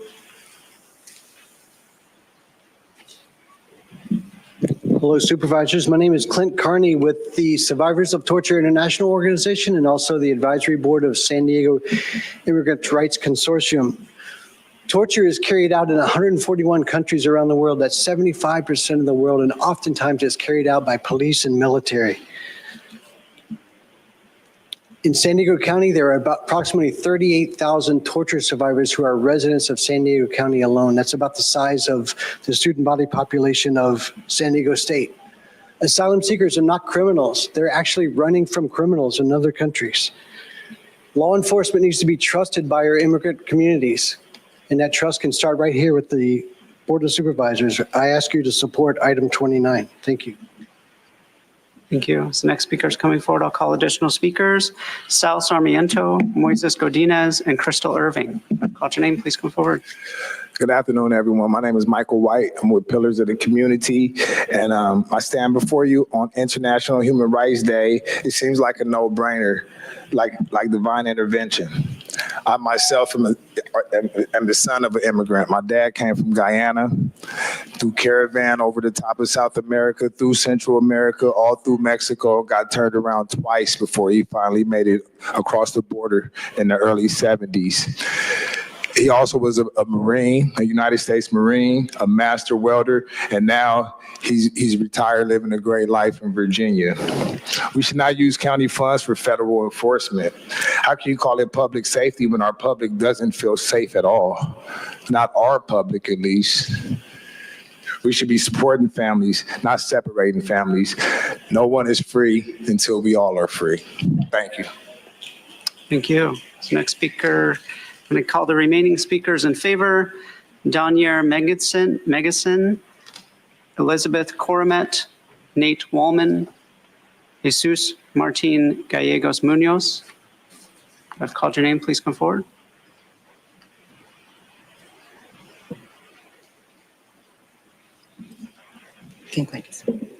Hello, my name is Danier Meganson. I'm with the San Diego Organizing Project. I'm a organizer with them and a longtime resident of Chula Vista.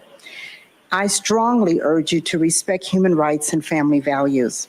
Separating families and deportations are not patriotic and do not reflect the moral values that most San Diegans believe in. Cooperating with ICE and other immigration officials to tear apart families is just plain wrong. I urge you to stop wasting county resources to tear apart our communities and pass this item. Immigrants also pay taxes and are a vital part of our economy. It is well documented that immigrants commit crimes at a much lower rate than the general population. So I urge you today to build trust and let's stop fear. So vote yes on 29. Thank you. Thank you. Now hear from the next speaker. Good afternoon. My name is Elizabeth Crumay. I'm an attorney in San Diego, and I've been a San Diego County resident for over 40 years. We call upon the county to pass this resolution to stop using county resources to deport our neighbors and separate families. The San Diego Sheriff's Department is currently using county resources and staff to assist DHS and ICE in deporting our community members. 8 other counties in California have chosen to stop using county resources to deport community members because they recognize the harm it caused. It's time for San Diego County to join them in protecting our community members. We need San Diego County to stop deport our community members. Look at all the county resources that people are using. Every single one of them. This is your warning. Sir, Please. this is your first warning. We're going to go ahead and take a recess, and please take him out of the I want everybody to be safe. I'm going to ask him to be removed from the premises. You're being disruptive of this meeting. Can you please, we're going to take a break. Okay, we're now taking a 5-minute recess. Taking a 5-minute recess right now, and they should go right into break, actually, because they're going to take a break. Everyone.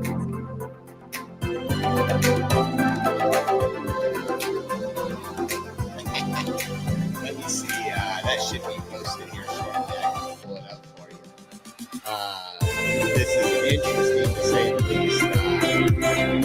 again, so just to give you an idea, a lot of those people that are speaking are people we see out there in San Diego all the time. These people make money off illegal aliens.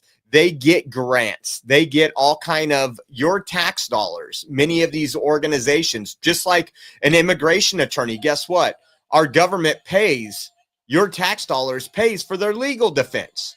It's absolutely insane. We're going to see what happens here today. Turn down the volume really quick. Okay. So we're gonna see how this is gonna go. Yeah, Penny's sleeping right now. He's a whine. So we're gonna give them their 5 minutes. Then I think they're gonna come back and break for lunch. We'll cut out the live stream here in a minute. But as you can see, these are all those organizations. Many of these organizations, these fake churches, everything have been working really hard to destroy what we know as America, to destroy everything that's going on. So it's going to be interesting to find out how this works out. As you can see, there is some patriots that will be speaking, some of the patriots that we know that are going to be out there standing up for you and me. I wanted to make it to this meeting, but because of last night, that one ended at like 8:30. And again, it's like 6.5 hours to get down there. So we couldn't make it to this one, but God bless the Patriots. I know Eye of the Storm, Audra's down there. She spoke earlier in the meeting. And whoever that was calling out the truth, because they're acting like they don't spend county resources. If they spend the time just to talk about it, they're spending your tax dollars. And again, it doesn't matter what they vote on. They have a hard reality coming with Tom Homan. And again, California's been a sanctuary state for a while. They're not talking about those lives lost to illegal aliens. They're also using fake data, manufactured data, saying that illegal aliens create less crime than citizens. There would be no way to tell. You know why? Because in sanctuary cities and sanctuary states, there's no way to find out, because it's against the law to ask if someone's undocumented. And that was their purpose for that. So we're gonna wait and see for them to come back, see what they say. Oh, they ended the live stream, did they? Thanks for stream ended 8 seconds ago. Interesting.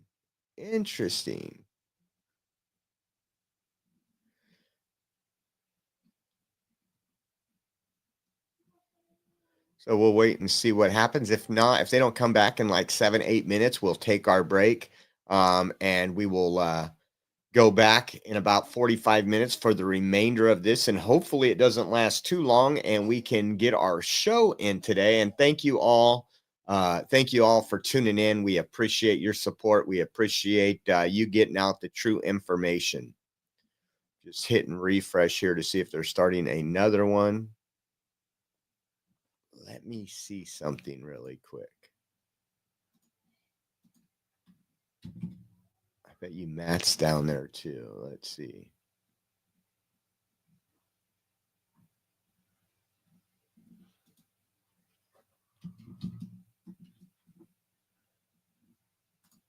Let's see if we have any background on this. Nothing there. Nothing there.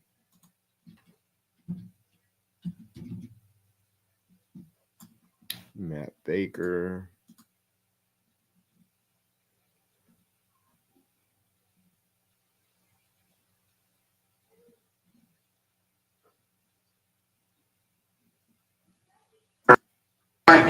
Process.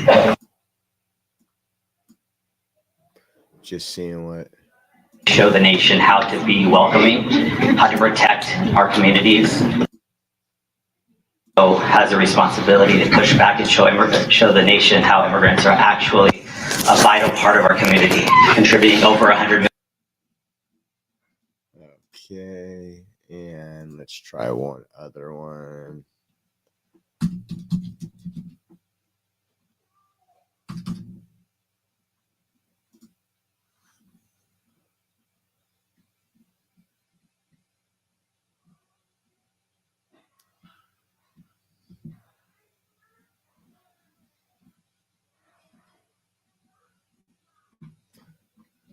So once again, we have these people that are fighting for illegals over American citizens, and especially in California. Actually, there's another more data on the max exodus of taxpayers, people that actually work, that aren't on the government tit, that we were going to talk about today on our show. Let's see. Yeah, I think they just went in. So we will be live again in about 45 minutes. We're going to get some stuff prepped. We will be live again. So thank you for tuning in. Make sure your notifications are on, and we will see you shortly. I'm excited to announce our Christmas extravaganza is finally here. Get this season's flannel sheets for as low as $59.98. They won't last long, so get them while you can. Our famous My Slippers, they haven't been on sale for over a year. Regularly $119.98, now only $59.98. Our 6-piece towel sets are back in stock with extremely limited quantities, only $29.98. With hundreds of MyPillow products, there's something for everyone on your Christmas list. Bathrobes, duvets, quilts, down comforters, and so much more. So go to MyPillow.com or call the number on your screen. Use your promo code to save on all MyPillow products. For example, flannel sheets for as low as $59.98, or our 6-piece towel sets, just $29.98. But that's not all. I'm extending our 60-day money-back guarantee until March 1st of 2025. Plus, all orders over $75 or more ship absolutely free.